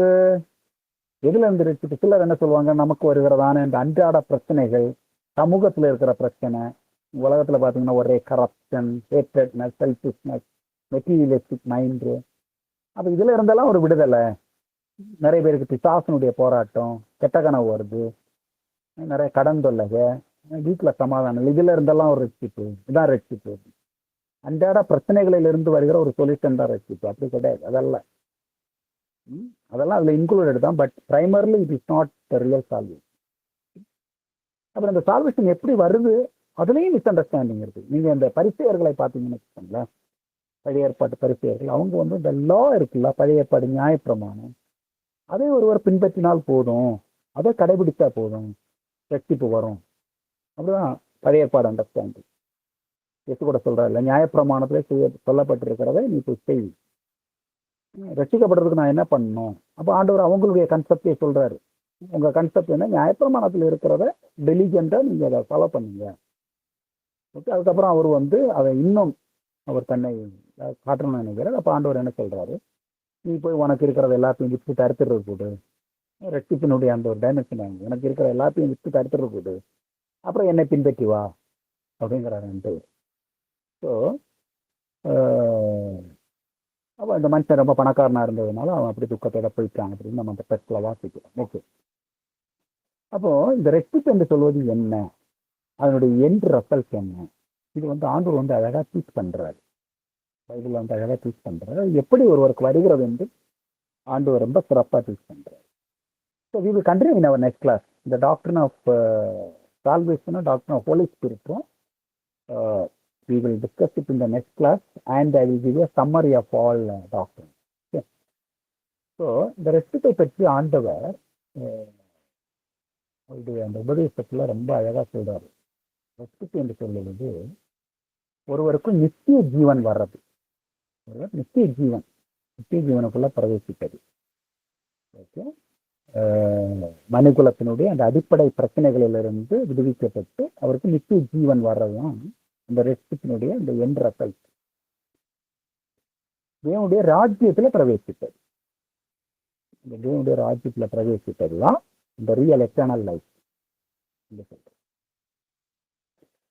பரிசேயர் இருக்கிறாரு, நிக்கோதேமுன்னு அவருக்கு பேரு. யோவான் 3வது அதிகாரத்துல இருக்கு. அவர் என்ன பண்றாருன்னா, நைட்ல ஜீசஸ் கிட்ட வராரு. பகல்ல வர்றதுக்கு அவருக்கு ஏதோ வெட்கமோ பயமோ, ஏன்னா அவரு பரிசேயர் இல்லையா. ஊர்ல எல்லாரும் என்ன சொல்லுவாங்க, ஒரு கோயில் பிரதானி மாதிரி இருக்கிறாரு இவரு. அவருக்கு வந்து ஒரு வெக்கம் போல இருக்கு, ஒரு பயம் போல இருக்கு. அப்படியே நைட்டு வராரு. ஃபர்ஸ்ட்ல வந்து ஆண்டவருக்கு இவர் சர்டிஃபிகேட் கொடுக்குறாரு. இந்த பரிசேயர்களுக்கெல்லாம் ஒரு கேரக்டர் இருக்கு, மற்றவங்களுக்கு சர்டிஃபிகேட் கொடுக்குறது. இன்னைக்கு இருக்கிறாங்க சில பரிசேய கிறிஸ்தவர்கள், ஓவர் பரிசுத்தவான்கள், ஆண்டவரோட பரிசுத்தவான்கள். எல்லாருக்கும் வந்து சர்டிஃபிகேட் கொடுக்குறவங்க. ஏதாவது ஆண்டவர் அவங்களுக்கு அந்த கான்ட்ராக்ட் சர்டிஃபிகேட் கொடுத்துருக்கிறாரு, எல்லாருக்கும் இஷ்யூ பண்ணுவாங்க. அப்போ இந்த நிக்கோதேமும் அப்படிதான் இருக்கிறாரு. என்ன பண்றாரு, வந்து ஆண்டவருக்கு சர்டிஃபிகேட் கொடுக்குறாரு. சில நேரங்களில் மனுஷங்க ஆண்டவனோட பரிசுத்தவான்களாயிருவாங்க, சகிக்க முடியாது. அப்படி பண்ணு, இப்படி பண்ணு, அது பண்ணு, இது பண்ணு அப்படின்னு சொல்லிட்டே இருப்பாங்க. பைபிள்ல அதுக்கு ஒரு இதுவும் இருக்காது. பைபிள் டீச் பண்றதே கம்ப்ளீட் டிஃப்ரெண்ட். அந்த பழைய ஏற்பாட்டு நியாயப்பிரமாணம் இருக்கு இல்லையா, டூ அண்ட் டோன்ட் டூ, சர்ச்சில் ஃபுல்லா அதுதான். இது செய்யாத செய்யாத செய்யாத. பசங்க கேட்டு கேட்டு அழுத்து போய் சர்ச்சுக்கே வர மாட்டாங்க. ஓகேங்களா. ஸோ அந்த நியாயப்பிரமாண காலம் கிடையாது நம்ம இப்போ இந்த சர்ச் என்று சொல்றது. I will explain to you. நான் வந்து அதை சொல்லும்போது யூ வில் பி கன்ஃபியூஸ். அது ப்ராப்பராக சொன்னாதான் உங்களுக்கு தெரியும். ஓகே, இந்த டூ அண்ட் டோன்ட் டூ கிடையாது. It is more than that. Right. இப்போ நிக்கோதேமு வந்து ஆண்டவருக்கு சர்டிஃபிகேட் கொடுக்குறாரு. என்ன சர்டிஃபிகேட் கொடுக்குறாரு? நல்ல போதகரே, நல்ல போதகரே, நீ தேவனிடத்தில் இருந்து வரவில்லை என்று சொன்னால் நீ செய்கிற காரியத்தை யாரும் செய்ய முடியாது. நீ தேவனிடத்துல இருந்து வரல, நல்லதானே, பெருமையா தானே சொல்றாரு. நாம ஒன்னா very good Nicodemus, you have told so well. Okay, I appreciate you. அப்படிதான் நம்ம சொல்லியிருக்கோம். ஆண்டவர் திருப்பி அவரை பார்த்து என்ன சொல்றாரு, நிக்கோதேமு, நீ சர்டிஃபிகேட் எல்லாம் கொடுக்கறது எல்லாம் ஓகே, நீ மறுபடியும் பிறக்கவில்லை என்று சொன்னால் தேவராஜ்யத்தை காண மாட்டாய். மறுபடியும் பிறக்கவில்லை என்று சொன்னால், unless you are born again, unless you are born again, John 3:5, okay, 3:5-6 அது வரைக்கும் அந்த கான்வர்சேஷன் போகுது. அப்ப இவருக்கு புரியல, இந்த மறுபடியும் பிறக்கிறதுனா என்ன, மறுபடியும் பிறக்கிறதுனா என்ன, அப்படி ஒரு பிறப்பு இருக்கா? இவர் டீச்சர், இத்தனைக்கும் ப்ரொஃபஸர், ஆனா இவருக்கு அந்த ஸ்பிரிச்சுவல் மேட்டர் தெரியல. இன்னைக்கு அநேகருக்கு அந்த ஸ்பிரிச்சுவல் மேட்டர் தெரியல. அந்த ஆவிக்குரிய உலகம் தெரியாது, ஆவிக்குரிய ரகசியங்கள் தெரியாது, ஆவிக்குரிய ஆசீர்வாதங்கள் என்னன்னா தெரியாது. எப்ப பார்த்தாலும் உலக காரியம்தான். எப்ப பார்த்தாலும் ப்ரேயர் ரிக்வெஸ்ட் பார்த்தீங்கன்னா உலகமும் உலகத்துக்குரியதுதான். 21 நாள் ஃபாஸ்டிங். 21 நாள் ஃபாஸ்டிங். எதற்காக ஃபாஸ்டிங்? மாம்சத்தை ஒடுக்கிறதுக்கு ஃபாஸ்டிங். மாம்சத்தின் கீழே அழிக்கிறதுக்கு 21 நாள் ஃபாஸ்டிங். ஆனா அந்த 21 நாள் ஃபாஸ்டிங்ல ப்ரேயர் ரிக்வெஸ்ட் பார்த்தீங்கன்னா ஃபுல்லா உலகத்துக்குரியதா தான் இருக்கும். ஆண்டவரே எனக்கு 2 கார் இருக்கு ஆண்டவரே, 3வது இன்னொரு கார் கூட தாரும் ஆண்டவரே, 2 வீடு தான் இருக்கு ஆண்டவரே, இன்னொரு வீடு கூட தாரும் ஆண்டவரே. ஒருத்தங்க வீடே இல்லாம ஒரு விசுவாசி அவன் வாடகை வீட்டுல இருப்பான். அதை பத்தி யோசிக்க மாட்டாங்க. பொருளுக்கு மேல ஃபாஸ்டிங்னா உடனே பொருள் தான் வரும். ஃபாஸ்டிங் எதுக்காக இருக்கிறோம்? உலகத்தை வெறுக்கிறதுக்கு ஃபாஸ்டிங், கர்த்தரோட இணைவதற்கு ஃபாஸ்டிங், மாம்சத்தை ஜெயிக்கிறதுக்கு ஃபாஸ்டிங். ஜெபக்குறிப்பு ஃபுல்லா உலக தான். ஓகே. ஸோ இப்போ ஆண்டவர் சொல்றாரு வந்து அப்படின்னு நான் சொல்லும்போது இந்த உலக ஆசீர்வாதங்களுக்காக ஜோம் பண்ணலன்னு நான் சொல்லலை. ஜோம் பண்ணுங்க. இப்போ ஒருத்தருக்கு வந்து ஒரு வீடே இல்லாமல் இருப்பாரு, ஏதோ ஒரு ஆவிக்குரிய தடையினால அவருக்கு தடைபட்டு போகும். அது ஃபாஸ்டிங் இருந்து நீங்க ஜோம் பண்ணுங்க. பட் அதுவே ஜெபம் ஆகக்கூடாது. ஆல்ரெடி 2 வீடு இருக்கு. 3வது வீடுக்காக ஜோம் பண்ணுறது. ஆண்டவரே பக்கத்து வீட்டுக்காரன் 3 வீடு வச்சிருக்கான் ஆண்டவரே, எனக்கு 3 வீடு தான். That is selfishness and materialistic. Okay. அதனை கிறிஸ்தவம், குறிப்பா பெண்டிகாஸ்டல் கிறிஸ்டியானிட்டி அப்படிதான் டீச் பண்ணப்படுது. ஓகே, சரி. நமக்கு முன்பு இருந்த தேவ மனுஷர்கள் எல்லாரும் ஃபாஸ்டிங் இருந்தாங்க. அவங்களுடைய வாழ்க்கையே ஃபாஸ்டிங்ல கழிச்சாங்க. அவங்க எதுக்காக ஃபாஸ்டிங் இருந்தாங்கன்னா ஆத்துமாக்களை ரசிக்க ஆண்டவர், போராட்டத்துல கிடக்கிற ஆத்துமாக்களுக்கு விடுதலை கூட ஆண்டவர், சபை மக்கள் நிறைய பேர் கஷ்டத்துல இருக்காங்க ஆண்டவர், அவங்களுக்கு விடுதலை கூட ஆண்டவர். அந்த மாதிரி இருந்துச்சு ஒரு காலத்துல. ஆண்டவர் அதான் சொல்றாருல, முதலாவது தேவனுடைய ராஜ்யத்தையும் நீதியும் தேடுங்க, மற்றதெல்லாம் அவங்களுக்கு கொடுக்கப்படும். அது நிறைய பேருக்கு இந்த ஆண்டவருக்குள் நமக்கு இருக்கிற அந்த ஆசீர்வாதத்தினுடைய ஐஸ்வர்யம் தெரியாதனாலதான் எப்ப பார்த்தாலும் அதை பற்றியே பேசிட்டு இருக்காங்க. உலக காரியத்தை பற்றி தான் பேசிட்டு இருக்காங்க. கிறிஸ்தேசுக்குள் தேவன் நமக்கு சகல ஆசீர்வாதங்கள் கொடுத்திருக்கிறாருங்கிற ஒரு பற்றுதல் இல்லை, அந்த ஒரு உணர்வு இல்லை அனைவரும். நீங்க பாருங்களேன், இப்ப அம்பானி பையன் இருக்கான்னு வச்சுக்கோங்க. அம்பானி பையன், முகேஷ் அம்பானியோட பையன் இருக்கான். அவன் வந்து 3 நாள் உட்கார்ந்து அவன் எழுதிட்டே இருக்கிறான். எதுக்கு எழுதுறான்னா, என் அப்பா எனக்கு பிஸ்கட் கொடுக்கல, அப்பா வந்து நான் பிஸ்கட் கேட்டேன், எனக்கு அப்பா பிஸ்கட் தரல, அதனால நான் 3 நாள் பாஸ்டிங் இருந்து எழுதிட்டு இருக்கிறேன் சொல்லுவான் அவன். இப்ப ஆண்டோருடைய பிள்ளைங்க பார்த்தா அந்த நிலையில தான் இருக்கு. ஆண்டோர் வானத்தையும் பூமியையும் படைத்த சிருஷ்டிகர், நமக்கு கிறிஸ்தேசுக்குள்ள எல்லா ஆசீர்வாதங்களையும் கொடுத்திருக்கிறாரு. ஆனா நம்ம உட்கார்ந்து பட்டுன்னு கிடந்து அழுதுட்டே இருக்கிறோம். எதுக்கு அழுந்துட்டு இருக்கிறோம்? இந்த அம்பானி பையன் பிஸ்கட்டு கழுவுற மாதிரி கதை தான் அது. கடந்து போங்க. தேவனுடைய ராஜ்யத்துக்கு அடுத்த காரியங்கள், ஆத்துமாக்களுக்கு அடுத்த காரியங்கள், தரிசனத்துக்குரிய காரியங்கள், அபிஷேகத்துக்குரிய காரியங்கள், விடுதலைக்குரிய காரியங்கள் கடந்து போங்க. மற்ற ஆசீர்வாதம் பின்பற்றி வரும். ஒருவன் முதலாவது தேவனுடைய ராஜ்யத்தையும் அப்படி நீதியும் தேட ஆரம்பிக்கும் போது you will be surprised how God is going to bless you with all material blessing. எல்லா மெட்டீரியல் blessing ஆண்டவர் கொடுத்தார். Okay, right. இப்போ இந்த நிக்கோதேமுக்கு தெரியல. என்ன தெரியல? இந்த தேவராஜ்யம் மறுபடியும் பிறக்கிறது இதெல்லாம் அவருக்கு தெரியல. அப்ப அவருக்கு கேட்கிறாரு, அவர் என்ன கேட்கிறாரு, எப்படி ஒரு மனுஷன் மறுபடியும் ஒரு அம்மாவுடைய வயிற்றுக்குள்ள போய் மறுபடியும் பிறக்கிறது எப்படி சார் கேட்கிறாரு, ப்ரொஃபஸர் கேட்கிறாரு. உடனே ஆண்டவர் அதுக்கு பதில் சொல்றாரு, ஒருவன் ஆவியினாலும் ஜலத்தினாலும் பிறவாவிட்டால், ஆவியினாலும் ஜலத்தினாலும் ஒருவன் பிறவாவிட்டால் தேவனுடைய ராஜ்யத்தை பிரவேசிக்க மாட்டான். ஸோ இந்த ரட்சிப்பு என்று சொல்லுவது ஒருவர் மறுபடியும் பிறந்து தேவனுடைய ராஜ்யத்தில் பிரவேசிப்பது எண்ட் ரிசல்ட் ஆஃப் சால்வேஷன். மறுபடியும் பிறந்து தேவனுடைய ராஜ்யத்துல ஒருவர் பிரவேசிப்பது தான் அந்த.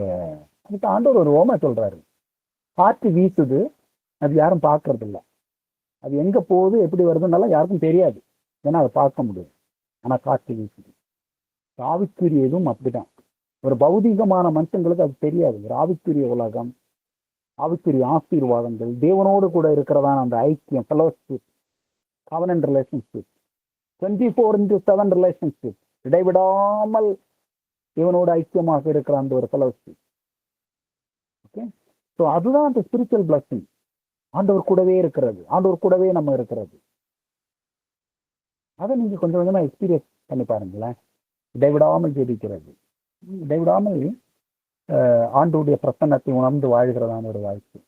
கர்த்தவாதங்கள் எல்லாம் அப்படிதான் வாழ்ந்துருக்கிறாங்க இல்லையா? நீங்க ஜோசப்பை பாருங்களேன். எல்லாம் ஜெயிலில் இருக்கிறாரு, அடிமை வேலை செய்துட்டு இருக்கிறாரு, சகோதரர்களால அந்த கிணத்துக்குள்ள பிடிச்சு போடப்படுறாரு. அப்போ கர்த்தர் கூட இருக்கிறார், கர்த்தர் கூட இருந்தார், கர்த்தர் கூட இருந்தார். அதான் அங்க வர்றது எம்பத்தை. கர்த்தர் கூட இருந்தார், கர்த்தர் யோசிப்போடு கூட இருந்தார், கர்த்தர் கூட இருந்தார். எப்பவும் அந்த ஆண்டவரோடு கூட அந்த பிரசன்ஸை எப்போதும் உணர்ந்து வாழறது, எவ்ரி மொமெண்ட்.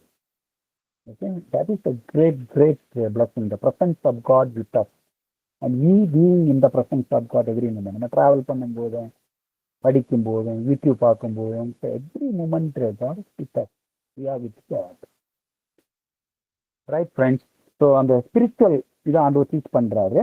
டீச் பண்ணிட்டு ஆண்டவர் என்ன சொல்றாருன்னா, ஒருவன் மறுபடியும் பிறந்தாதான் இந்த தேவனுடைய ராஜ்யத்துக்கு பிரவேசிக்க முடியும். ஸோ ரட்சிப்பினுடைய பர்பஸ் என்னன்னா, ஒரு மறுபடியும் பிறந்து அவருக்கு நித்திய ஜீவன் வர்றது. இந்த ஆவியினால் பிறப்பது என்ன, ஜலத்தினால் பிறப்பது என்ன, அதெல்லாம் நான் அப்புறமா உங்களுக்கு எக்ஸ்பிளைன் பண்றேன். ஓகே, அடுத்து இந்த ரட்சிப்பு சொல்லும்போது நான் முதல்ல சொன்னேன் இல்லையா, பாஸ்ட், பிரசன்ட், ஃபியூச்சர். அது வந்து இன்னும் ஒரு இதில் நம்ம சொல்லுவோம்னா, there is a beginning of salvation and there is a continuation of salvation and there is an end of salvation. Beginning, continuation, end. Past, the beginning. Continuation, the present. The end, future. Okay. Past அப்படின்னு சொல்லும்போது, the beginning of salvation அப்படின்னு சொல்லும்போது, அது உலக தோற்றத்துக்கு முன்பதாகவே தேவன் திட்டமிடுறார். உலக தோற்றத்துக்கு முன்பதாக கிறிஸ்தேசுவுக்குள்ளாக தேவன் நம்மை முன்குறித்திருக்கிறார், திட்டமிடுறாரு. நம்ம எல்லாம் முன்குறித்திருக்கிறார் ஆண்டவர். ஓகே, அந்த ரட்சிப்பின் திட்டத்தை ஆண்டவர் உலகத்தை படைக்கிறதுக்கு முன்னாடியே அந்த திட்டம், ஏன்னா அவருக்கு தெரியும் மனுஷனுக்கு நான் ஃப்ரீவில் கொடுத்து அவன் கவனன்ட்ல இருந்து பிரேக் பண்ணி அவன் பாவம் பண்ணி இந்த நிலைக்கு போவான், அவனுக்கு ஒரு மீட்பு தேவை, ஒரு மீட்பர் தேவைங்கிற அந்த திட்டப்பணி, திட்ட சுருக்கம் ஆண்டவர் உலக தோற்றத்துக்கு முன்பதாக வச்சிருக்கிறார். தான் உலக தோற்றத்துக்கு முன்பாக கிறிஸ்தேசுக்குள்ளாக தேவன் நம்மை முன்குறித்தார் அப்படின்னு எபேசியருக்கு 1ஆவது அதிகாரத்துல நம்ம வாசிக்கிறோம். பவுல் அழகா சொல்றாரு. ஓகே, இப்போ காலம் நிறைவேறின பொழுது கன்னிகை மூலமாக கிறிஸ்தேசு இரட்சகராக இந்த உலகத்துக்கு வராரு. எதுல இருந்து நமக்கு ரட்சிப்பு? இந்த ரட்சிப்பு என்பது எதுல இருந்து எதற்காக? நித்திய ஜீவனுக்காக. எதுல இருந்து ரட்சிப்பு? அது ஆதியாகமம் 3ஆவது அதிகாரம் 1-6 வரை உள்ள வசனம். ஆதியாகமம் 3:1-6. அங்கே 3 ஃபண்டமெண்டலான பிரச்சனை மனுகுலத்துக்கு ஏற்படுகிறது. அதுல 1 ஸ்பிரிச்சுவல் டெப்த். ஆவிக்குரிய பிரகாரமாக அவன் மரித்து போனான், separated from God, man separated from God. அப்ப அவனுக்கு அந்த ஜீவனை கொடுக்கும்படியாக தான் பிதாவாகிய தேவன் குமாரனுக்கு அந்த ஜீவனை பகிர்ந்து கொடுக்கிறார். குமாரன் இந்த உலகத்துல வராரு. குமாரனை ஏற்றுக்கொள்ளுகிறவர்கள், குமாரனை உடையவர்கள் நித்திய ஜீவனை உடையவர்கள். 1 யோவான் 5ஆவது அதிகாரம் 11-13 வரை உள்ள வசனங்கள். யோவான் அழகா சொல்றாரு, குமாரனை உடையவர் நித்திய ஜீவனை உடையவர். ஸோ குமாரனுக்குள் அந்த நித்திய ஜீவன் இருக்கிறது. குமாரன் நமக்குள்ள வரும்போது குமாரன் மூலமாக நமக்கு அந்த நித்திய ஜீவன் கிடைக்குது. Okay, so first fundamental problem, அடிப்படை பிரச்சனை என்ன? மனுஷனுக்கு ஏற்பட்ட ஸ்பிரிச்சுவல் டெத், அக்கிரமங்களினாலும் பாவங்களினாலும் மரித்த நிலை. அந்த மரித்த நிலையிலிருந்து நம்ம குவிக்கன் பண்ணி நமக்கு நித்திய ஜீவனை தருவோம். அது ரட்சிப்பினுடைய ஒரு அர்த்தம். ரெண்டாவதாக மனிதன் அந்த ஈவில் ஃபோர்ஸுக்கு அடிமையாயிடுறான், சைத்தானுக்கு, வலுசர்ப்பத்துக்கு அடிமையாயிடுறான். அப்போ அந்த பிசாசின் தலையை ஒருவர் நசுக்க வேண்டும், மனுக்குலத்தை மீட்க வேண்டும் என்றால் அந்த அடிமைப்படுத்தி இருக்கிற வலுசர்ப்பத்தை, பிசாசை, அவனுடைய தலையை நசுக்கி மனுக்குலத்தை ரிலீஸ் பண்ணணும், விடுவிக்கணும். அதான் ஸ்திரீயின் வித்தாக இரட்சகர் வராரு. ஸ்திரீயின் வித்தாக வந்து சர்ப்பத்தின் தலையை நசுக்குகிறார். He defeated Satan on the cross. இதை அறிக்கை பண்ணுங்க, அடிக்கடி இதை அறிக்கை பண்ணுங்க. இது ஒரு விசுவாச அறிக்கை தான். உங்களுடைய ஜெபத்துல இதை அறிக்கைத்து ஜெபிங்க. இயேசுவே, நீ தேவனுடைய குமாரனாகிய கிறிஸ்துவாக இருக்கிறீர். நீர் ஸ்திரீயின் வித்தாக வந்து சர்ப்பத்தின் தலையை நசுக்கினீர். ஆமென், அல்லேலூயா. அதை சொல்லி பாருங்களேன். அதுக்குள்ள பெரிய அந்த கன்ஃபெஷன்ல பவர் இருக்குது. ஓகே, இப்ப நம்ம அந்த சாத்தானை மேற்கொள்றது நம்முடைய ஒரு பலத்துல இல்ல. சாத்தானை தோற்கடித்த கிறிஸ்து இயேசு மூலமாக நம்ம வந்து சாத்தானை ஜெயிக்கிறோம். அந்த அறிக்கை, விசுவாச அறிக்கைக்கு பயங்கர பவர் இருக்குது. உங்களுக்கு ஒரு சாத்தானுடைய போராட்டமா, ஒரு பிரச்சனையா, நீங்க இந்த விசுவாச அறிக்கை பண்ணி பாருங்களேன். சைத்தானே, வலுத்தர்ப்பமே, பிசாசே, உன் தலைய தேவகுமாரனாகிய கிறிஸ்து கல்வாரி சிலுவையிலே நசுக்கினார். Over, finish. நமக்கு அந்த விக்டரி ஆண்டவர் கொடுக்கிறார். That is the second aspect. And the third aspect, நாம எல்லாம் சின்னேட்டா மாறுறோம். ஜென்ம பாவம், நாம செய்கிற கர்ம பாவம் அல்ல. நாம பிறக்கிறதுக்கு முன்னாடி இந்த உலகத்துல எல்லா பாவமும் இருந்துச்சு. நாம பிறந்ததுனால எல்லாம் இங்க பாவம் வரல. நாம பிறக்கிறதுக்கு முன்னாடியே இங்க மர்டர் இருந்துச்சு, அசுத்தம் இருந்துச்சு, எல்லா பாவங்களும் இருந்த ஒரு உலகத்துலதான் நம்ம எல்லாரும் பிறந்தோம். அந்த பாவம் எங்கிருந்து வந்துச்சு? இட் இஸ் a ஜென்ம பாவம். இதை பற்றி நீ யாரும் பேசுறதே கிடையாது. நீ செய்த பாவம், நீ செய்த தப்பு, அறிக்கையிடு. Yes, that is one aspect. நம்ம எல்லாம் பாவம் செய்து நம்ம பாவத்துல பிறந்திருக்கிறோம். பாவத்தன்மையோடு, அந்த சின்ஃபுல் நேச்சரோட நம்ம பிறந்திருக்கிறோம். அதான் ஒரிஜினல் சின். ரோமர் 5:12. அந்த பாவத்திலிருந்து நமக்கு எப்படி மன்னிப்பு வருகிறது? விசுவாசத்தினால். அந்த ஒரிஜினல் சின் நமக்காக பாவமாகிறாரு. நமக்காக நம்முடைய பாவத்தை சுமந்து தீர்க்கிற தேவ குட்டியா, ஆட்டுக்குட்டியா மாறுறாரு. நாம பாவம் செய்தது நமக்கு பாவத்தன்மையில நம்ம பிறந்ததுனால. You don't need to blame anyone. யாரையும் அவங்க பாவம் செய்யறதுனால பிளேம் பண்ணாதுங்க. ரட்சிக்கப்படுறதுக்கு முன்னாடி எல்லாரும் பாவம் செய்து தேவ மகிமையை போனவர்கள் தான். அந்த பாவத்திலிருந்து ஒரு பரிசுத்தமாகுதல், மரணத்திலிருந்து, ஆவிக்குரிய மரணத்திலிருந்து உயிர்ப்பிக்கப்படுதல், பிசாசனுடைய அந்த அடிமைத்தனத்திலிருந்து அவனை மேற்கொண்டு விடுதலையாக்குதல் தான் அந்த ரட்சிப்பு என்று சொல்லுவது. அது யார் மூலம் நமக்கு வருகிறது? தேவகுமாரனாகிய கிறிஸ்து மூலமாக அவர் நமக்காக ரட்சகராக மாறுகிறார். அப்படிதான் நமக்கு ரட்சிப்பு வருது. Okay, we will continue in our next class. Hope things are clear to you. திபித்து நம்ம நிறைவு செய்யலாம்.